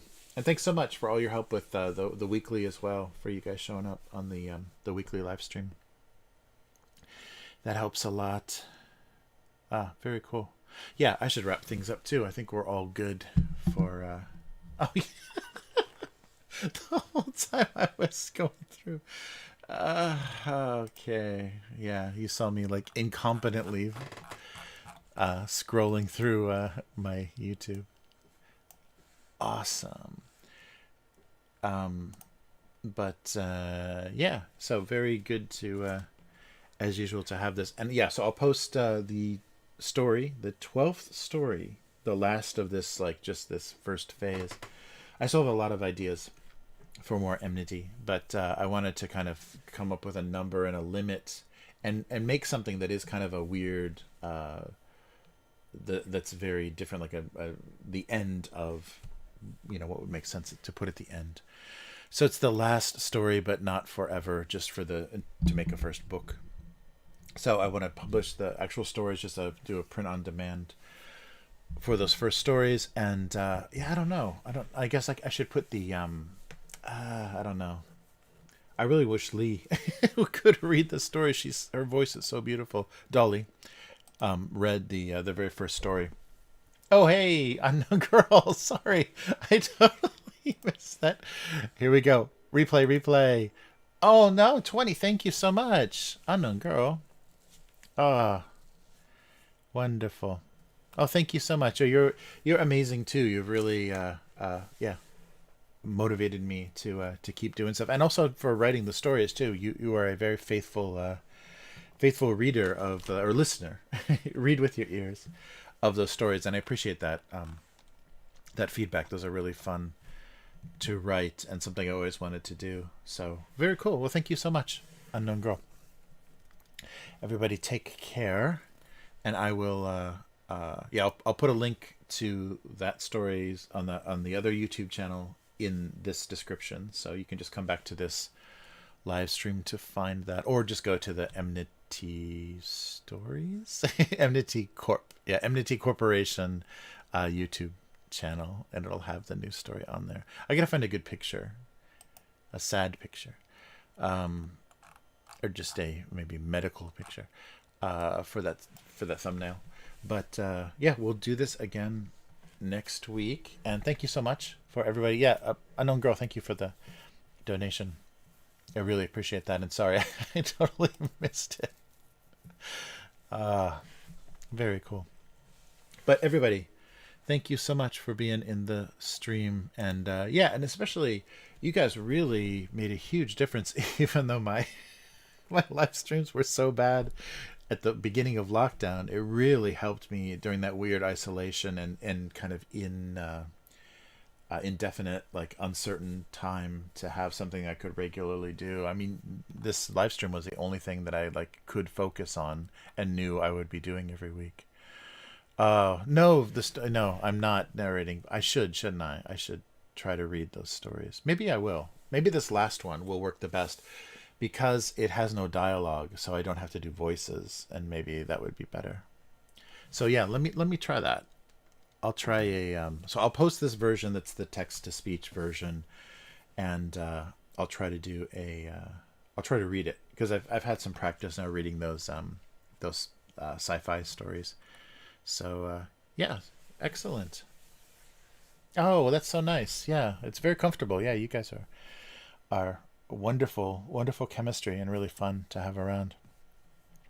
All right, so good night, Will, and Yum, and Unknown Girl, and K5, everybody that was on the live stream. Yeah, and from earlier too. Yeah, it's like in phases. I always lose the people at the beginning. Always like fade off. But some empty friend. Thanks as always. Yeah, very cool. You guys are really fun to interact with, and yeah, it's helped me be motivated. And yeah, during that weird 2020, this was invaluable to have this sort of connection to the outside world, because especially because I had no idea how different things were in other parts of the world for the pandemic. So everybody take care, and have a good week until we're back again, and more live stream on Friday with Chris for the weekly, and be doing that again.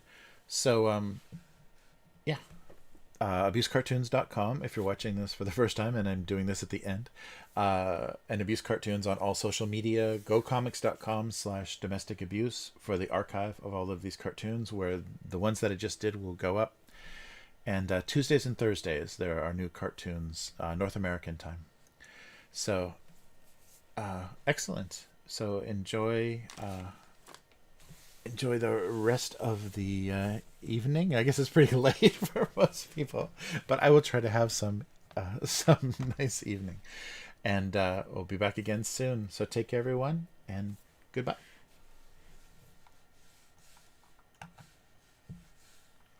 And I can't find my cursor. Okay, thank you so much. Goodbye.